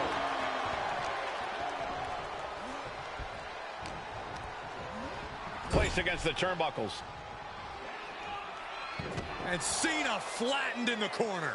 Umaga's just overpowering him. Look at the strength. Into the corner, just setting Cena up. You have to start to ask yourself, is the end of John Cena near? I think so. Look out! A headbutt. No one has been able to stop Umaga. No one. You are seeing why Umaga is undefeated. Why no one has been able to stop the Samoan Bulldozer. Here comes Umaga, and Cena catches him with a boot. John Cena from behind, rolls him up, shoulders down, and a kick out by Umaga. And Cena immediately back into the clutches of Umaga. I'm not sure what else Cena can do here. I'm not sure John Cena knows how to stop Umaga. And Corey, you know there's no force equal to being on the receiving end of a headbutt from Umaga. It's in Umaga's DNA. Generations have perfected the art of using their own skull as a weapon that could stop an elephant.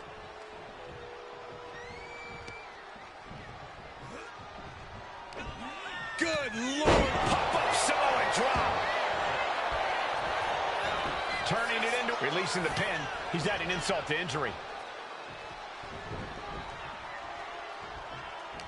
Two powerhouses, a championship on the line. We knew this would be a battle. Umaga and Cena aren't giving up any ground here. Oh, he cuts it off. Get to the midsection, sunset flip, code red.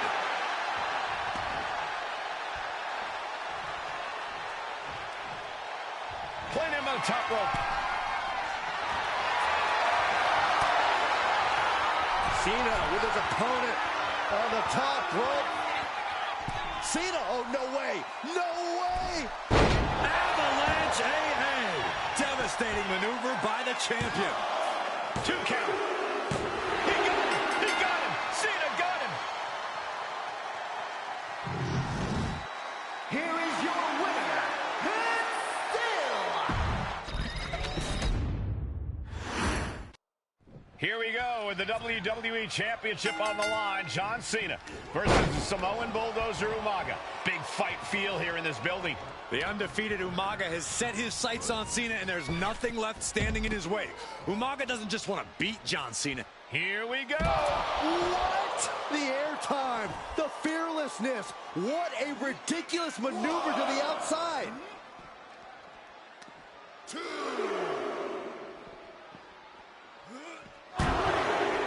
See Cena's legs bent awkwardly off the steel steps. Umaga really pinpointed a target with that attack. I don't know if it was strategic on the part of Umaga or just the result of his rampage, but either way, taking out Cena's foundation is going to sway the power advantage into Umaga's favor now. Umaga is truly a specimen to marvel at, Corey, and his handler, Alejandro Estrada, knows he has a thoroughbred on his hands. There's a difference between thoroughbreds and Umaga, though, Cole. Thoroughbreds can be tamed. Umaga cannot. Estrada can only serve as a mouthpiece for Umaga. He can only help direct Umaga's blind brutality. I think even Estrada knows no one can control the Samoan Bulldozer. No question John Cena has his work cut out for him taking on Umaga, who's been aptly named the Samoan Bulldozer for his relentless offense. Yeah, and while Umaga may not be as refined in the ring as other superstars, his ruthlessness more than makes up for the difference. If Umaga can connect with some truly merciless attacks, then Cena and his title reign could quickly be in trouble. Cena tonight attempting to do something no one else has been able to do. Be it HBK, Triple H, Kane, the list goes on and on. No one has been able to beat Umaga. Since debuting in last year's WrestleMania, he's never been pinned, never been submitted. Umaga is a man who's decimated every single thing in his path. It's not hyperbole to call him a dangerous and deadly savage. As much grit as it takes to hit a pile driver, we cannot forget how much fighting spirit it takes to keep going after taking one. Will we see that spirit to fight back? Ooh, well measured. Umaga with a reversal.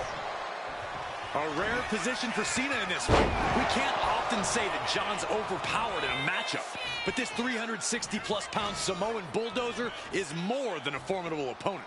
Listen, sometimes when there's a fight, you're not always going to be the biggest. You're not always going to be the strongest. And even if that is the case for Cena tonight, John Cena has never met a fight he didn't like. Cena will try to gain strength from this capacity crowd in Kansas City, but not even up high.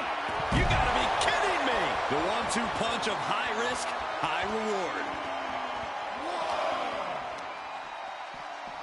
Whip back into the ring.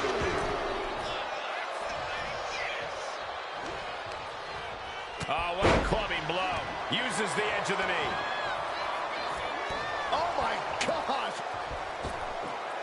Oh.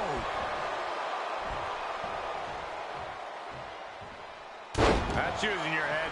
And with the attacks Umaga has been delivering, you have to think about internal injuries mounting on Cena now.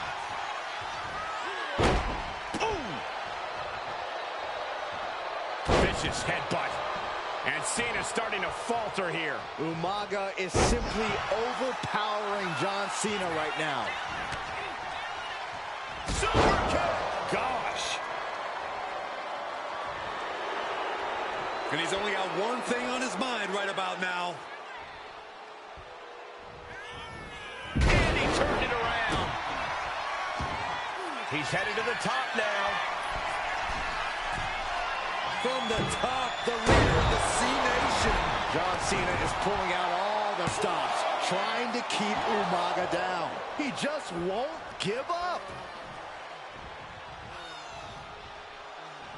Turns that back on Cena.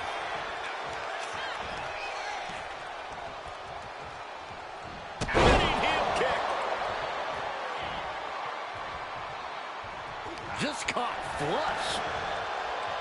And I could look at Umaga, and he reminds me of Yokozuna, whose unmatched thickness and size is an orthodox offense. Look at Umaga's thighs, his calves. They give him a great power and a great base. It makes him almost impossible to knock off his feet. He's thick, he's strong, he's nasty, and he won't be slowed down. Sky high. And completely missed the mark. That didn't look good at all. A ringside doctor's on hand if needed.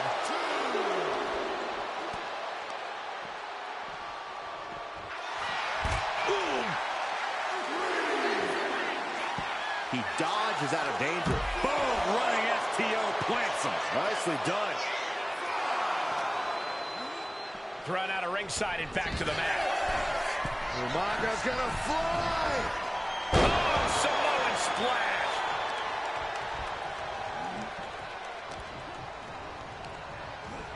Sent to the corner. And Cena flattened in the corner. Umaga's just overpowering him. Look at the strength. Into the corner, just setting Cena up. You have to start to ask yourself, is the end of John Cena near? I think so. Look What out! a headbutt. No one has been able to stop Umaga. No one. You are seeing why Umaga is undefeated. Why no one has been able to stop the Samoan Bulldozer. Here comes Umaga, and Cena catches him with a boot. John Cena from behind, rolls him kick out by Umaga. And Cena immediately back into the clutches of Umaga. I'm not sure what else Cena can do here. I'm not sure John Cena knows how to stop Umaga. And Corey, you know there's no force equal to being on the receiving end of a headbutt from Umaga.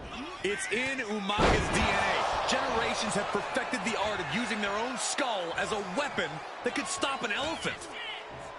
Two powerhouses, a championship on the line. We knew this would be a battle. Umaga and Cena aren't giving up any ground here. Uh-oh. With the counter. Cena doing what he can to halter the beatdown. Oh, yeah, he's got a new sense of purpose now. This'll do it. Umaga. Samoa spike. And they just sealed the deal on us having a new champ.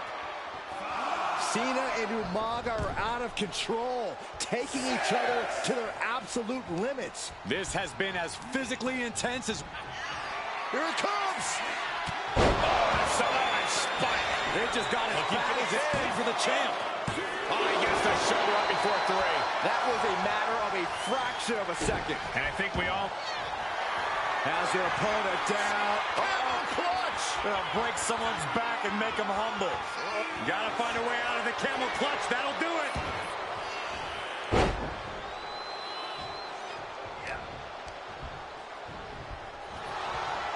Uh-oh. Samoa drop. Now the pin for the championship. New champion. An undefeated champion. Here is your winner, and the new WWE.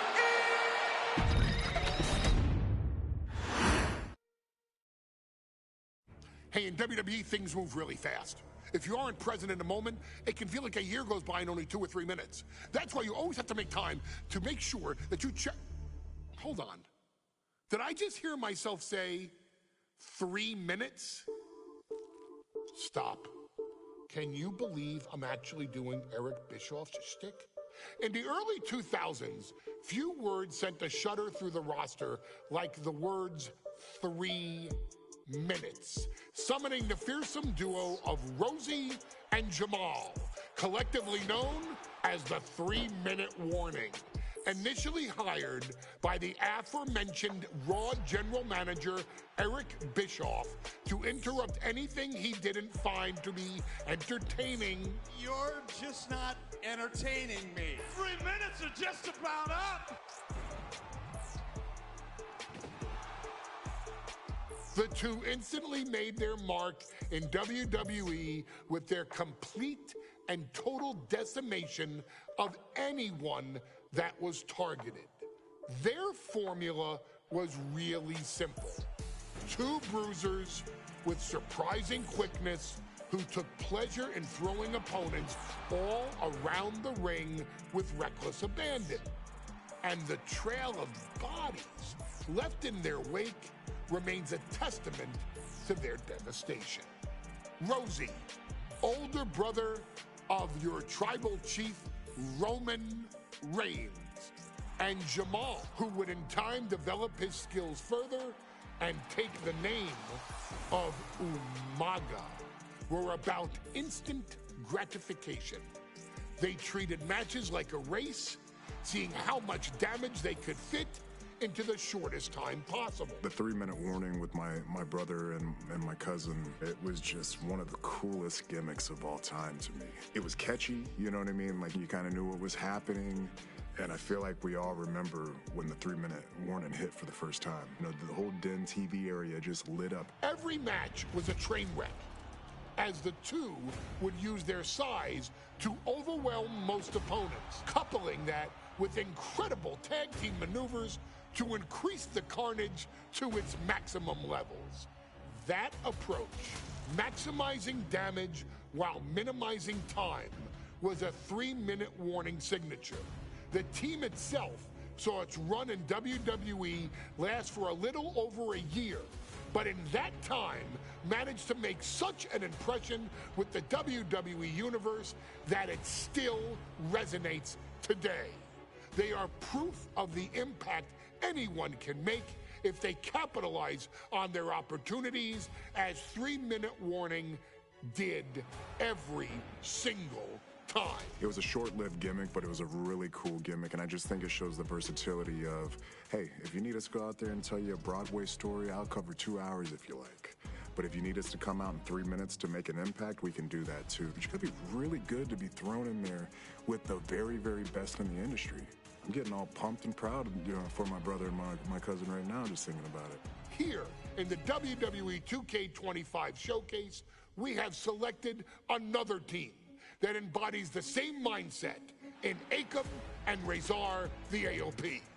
Similar to Jamal and Rosie, these two look to inflict the most pain in the most efficient manner. Like 3-minute warning, AOP happily dispatches when summoned. Like 3-minute warning, AOP features 2 Goliaths who will hurl your body from pillar to post before finally bringing it all to a most painful conclusion. It's up to you in this Extreme Rules contest to beat the AOP to the punch and showcase the Wrecking Crew approach that made 3-minute warning the premier bruiser squad in all.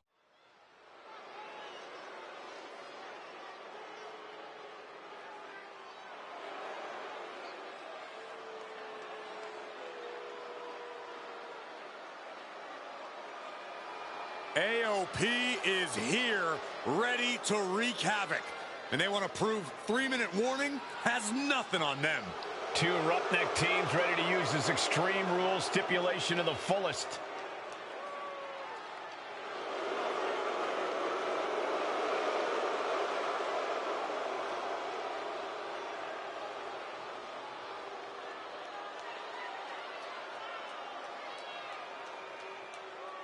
The following contest is a tag team Extreme Rules match, and accompanied by Paul Ellering.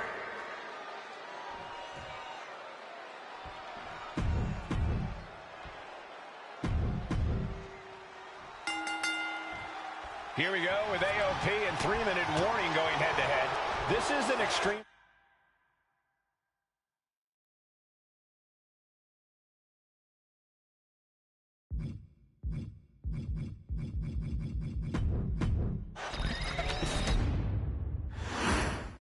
Here we go with AOP and 3-minute warning going head-to-head. This is an Extreme Rules match, and it's a good thing.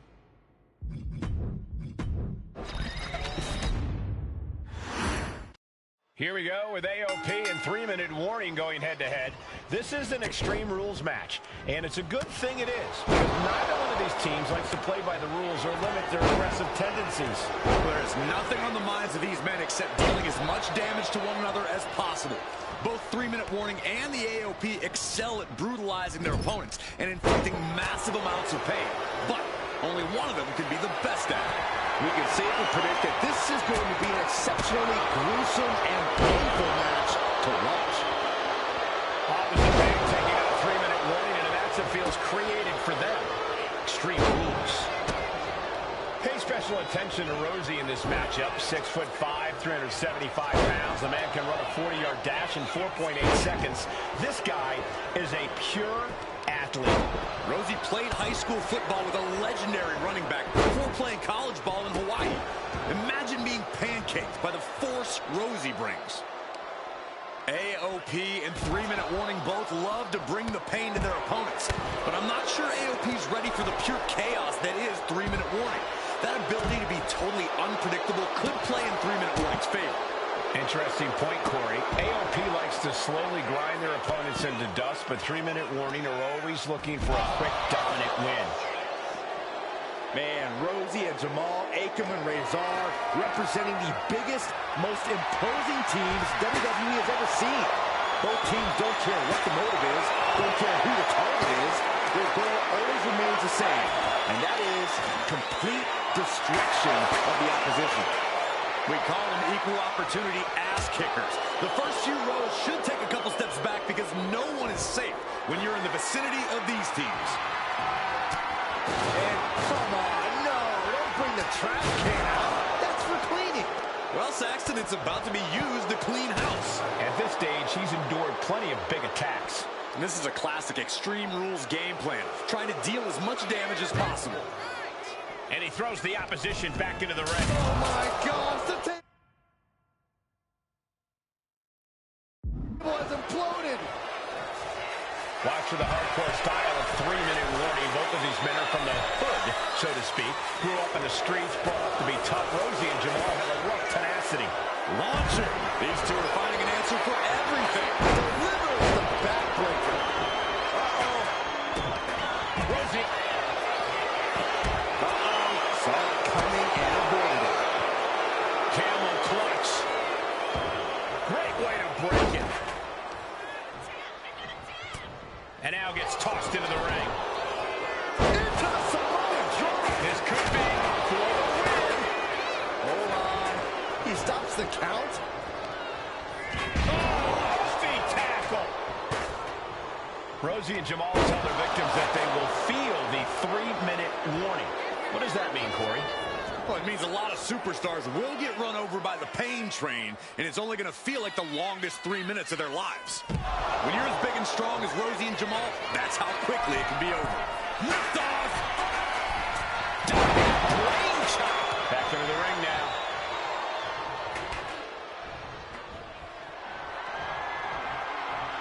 Oh, man.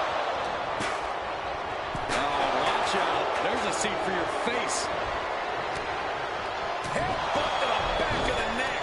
Has an answer for Akam. They go. Driver. Forget it. AOP just fell to their demise. This match has to be close to an end. Looks like the gas tank is... Rosie and Jamal survive Extreme Rules. Here are your winners, Rosie and Jamal. 3-minute warning. Gotta give it up to 3-minute warning in a contest between two...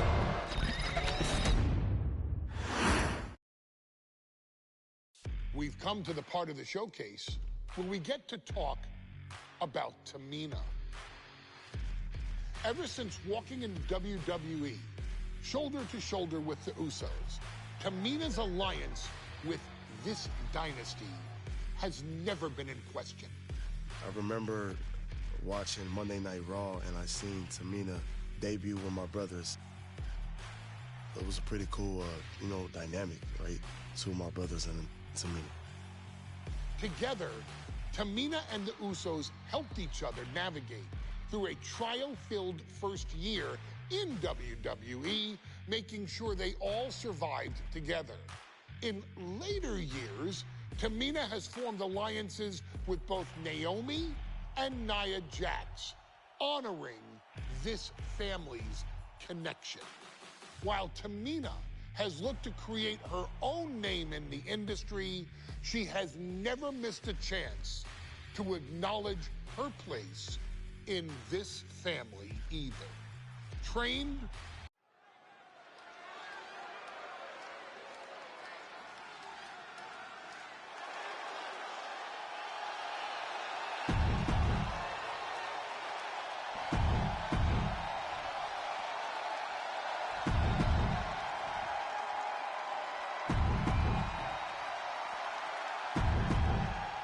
This new generation of female superstars are providing yet another milestone moment here.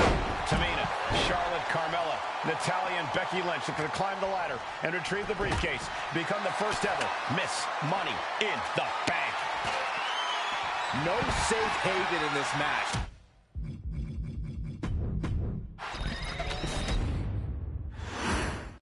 Charlotte, Becky Lynch, Tamina, Carmella, Natalya, all with a chance to make history.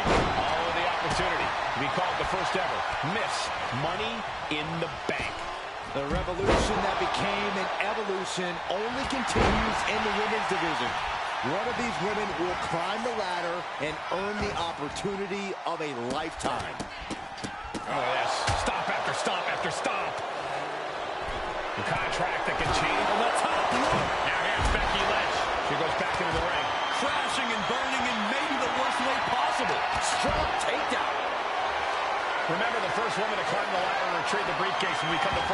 this Money in the Bank. No countouts, no disqualifications in this match. Everybody is coming in with a different strategy, but remaining close is the key. Luck is going to play a part, but you'll increase your odds if you stay close to a ladder and close to the briefcase. It's going to take some time, but you got to just keep going. I assure you, this is even harder than it looks. Trying not to pummel around too much here. Suddenly we've got front row seats to this thing. And I don't think we want to get any closer. Tamina landing heavy offense on Charlotte. Charlotte thought tonight would be an ascension to her throne. Tamina's here to ruin that dream. Is there anyone more intimidating in this group than Tamina? I've said it before. It could be a coming out party for Tamina. This is her time to live up to her family's legacy. If Tamina wins the contract, it guarantees her first title opportunity in over 2 years. More than an opportunity, it pretty much guarantees Tamina will become the next women's champion. The crowd is going absolutely crazy right now. They know this could be it. Ooh, sent straight into the ring post. That offense might have blocked the confidence of Natalya. And Becky did more than just raise the bar there. Hard into the corner. Man, did you see the whiplash off the turnbuckles? And looking at the playing field, the majority of these women love to utilize their submission offense to put opponents away. Tapping someone out won't win this match, but these women should not shy away from using the biggest weapons in their arsenal. We've heard Becky say she was going to rip arms off tonight. You can't exactly climb a ladder with no arms. Well, the hood of the outtake is ripped off here, and the monitors as well. Some bad intentions here, guys.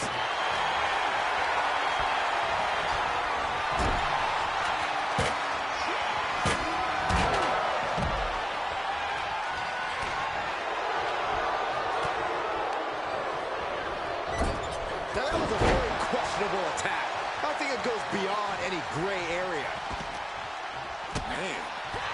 3 second-generation superstars competing in this match. Carmella, Charlotte, and Tamina. And Natalya, of course, a 3rd-generation superstar. Women bred for these kind of moments. Any of these women will add a significant chapter to her legacy if she can become the first Miss Money in the Bank. You can feel the resentment building with each stomp there. Tamina not caring that Becky's a fan favorite. The crowd's adulation is meaningless. All that matters is the contract suspended above the ring. Tamina's been showing so much dominance in this match. Nice reversal by Charlotte Flair. Charlotte driving Tamina, and both tumble to the floor. Both women crashing down hard. The Queen, Charlotte Flair, the first to her feet, surveying the situation. Oh, my Tamina into the steps. Well, you are seeing a heightened level of aggression, heightened level of intensity from all these competitors because of the stakes involved. Guys, where's Charlotte going? Flair looking to up the ante now from the top. Oh, my goodness, taking out everybody. The Queen rising to the occasion. What you just saw is why we say Charlotte is genetically superior. And undeniable athleticism from the Queen. Can it pave her way to the top of the ladder?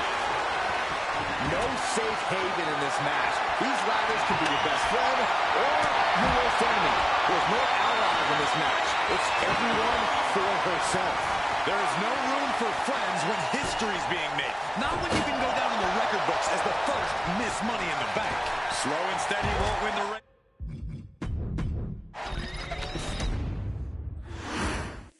This new generation of female superstars are providing yet another milestone moment here. Tamina, Charlotte, Carmella, Natalya, and Becky Lynch are going to climb the ladder and retrieve the briefcase. Become the first ever Miss Money in the Bank. Natalya knows exactly what she's doing, and it is not good for her opponent. A contract that can change lives hanging above the ring. Probably the most profitable opportunity in our sport. 15 out of 17 superstars have successfully cashed in the Money in the Bank contract. A surprise cash-in has only failed once, and the other failed cash-in was alerted to a week in advance. You are almost certain to become the next SmackDown Women's Champion if you grab the contract tonight. Such a dangerous setting for all these superstars. Ladders are everywhere. Each competitor is only constant swivel. Ladders will be used as weapons. Anything can happen to get that briefcase. She's got a chair, and her opponent is in her sights.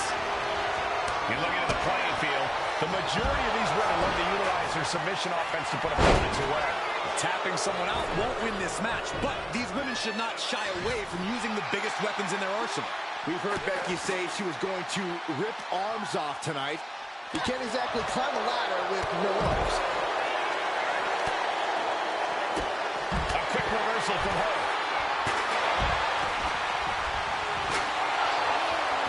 What a shot. Straight brutality coming right at you. One wicked attack after another. Off the ladder now. Let's see if this is right for the picking. Victory is within reach now. Seems to be struggling a bit up there. Yeah, sweaty palms making this difficult. And that was a precisely measured attack. 3 second-generation superstars competing in this match. Carmella, Charlotte, and Tamina. And Natalya, of course, a third-generation superstar. Women bred for these kind of moments. Any of these women will add a significant chapter to her legacy if she can become the first Miss Money in the Bank. So close, has to go faster. She's looking to go top rope here. From the top. Double axe handle connects. Boom. Ooh, Becky just aggressively going after that arm. Is there anyone more intimidating in this group than Tamina? I've said it before. It could be... Oh, what's coming here? Submission move being applied. And you still... She's got it locked in. No, she doesn't. That was a great counter and so simple. And the boot struggling a bit to stay afloat there. Oh, no. Look out. Here we go. That's called changing the decor of the broadcast area. I have a feeling there's more to come, Corey. And she's positioning the ladder perfectly in the center of the ring there. Her body cut that table. There might not be anything left of her after that. Head up that ladder. Center of the ring. She's grabbing at the prize now. Might be a little overzealous going for it here. Too late to stop now, though.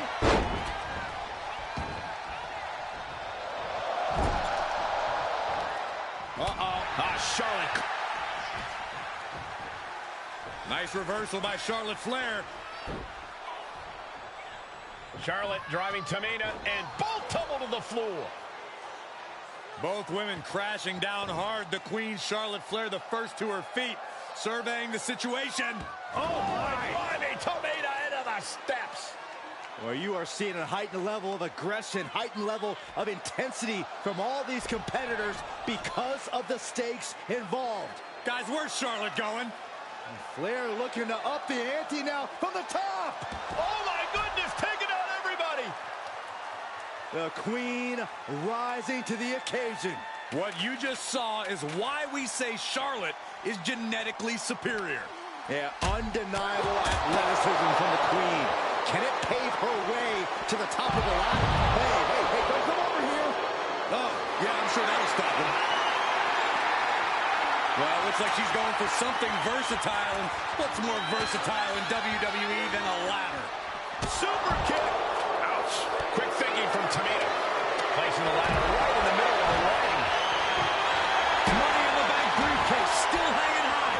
This is what it's all about. The opportunity of a lifetime. What are you willing to do? How much can you sacrifice to be the first Miss Money in the Bank? Reaching for the prize. It's just a matter of time now. No room for error on top of the ladder. One-handed. Ladder set right in the middle of the ring. Starts the climb, but needs to move quickly. She's got it in her hands. Can she end it here? Looks like scaling the ladder was the easy part of the job. Unhooking the prize is the big challenge. Lock it in, the Dragon Sleeper. She's trapped in the submission. This showing the world just how much fight she's got left.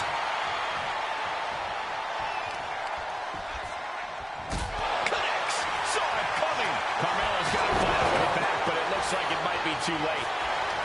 Becky Lynch. It's got it cinched in. It's got it cinched in to disarm. Such a punish. All this trap, but she gets away. Climbing up. But is there enough time to go for the win? Oh, So close to victory. Maybe this isn't a good position to go for it. That certainly seems to be having trouble up there. Natalya trying to reach out for the contract. Well, the history books and a court once more. Just yank it down. Force it. It's so close. If only it was that easy. A lot of damage taken on by Carmella. I'm not sure how this will pan out. Everything she has been through to this point, she is feeling all of it right now. What a display of strength here. That ladder really won her down. She's getting that ladder exactly where she wants it. A crucial step. Headed up that ladder. Center of the ring. Up the ladder now. Let's see if this... Oh, it's so dangerous. So dangerous. Oh, what is going to happen here? On top of the ladder. Charlotte doesn't have a chance of coming back from that maneuver. Forcing her right out of the ring. Oh, man, inverted backbreaker. Ow. History on the line.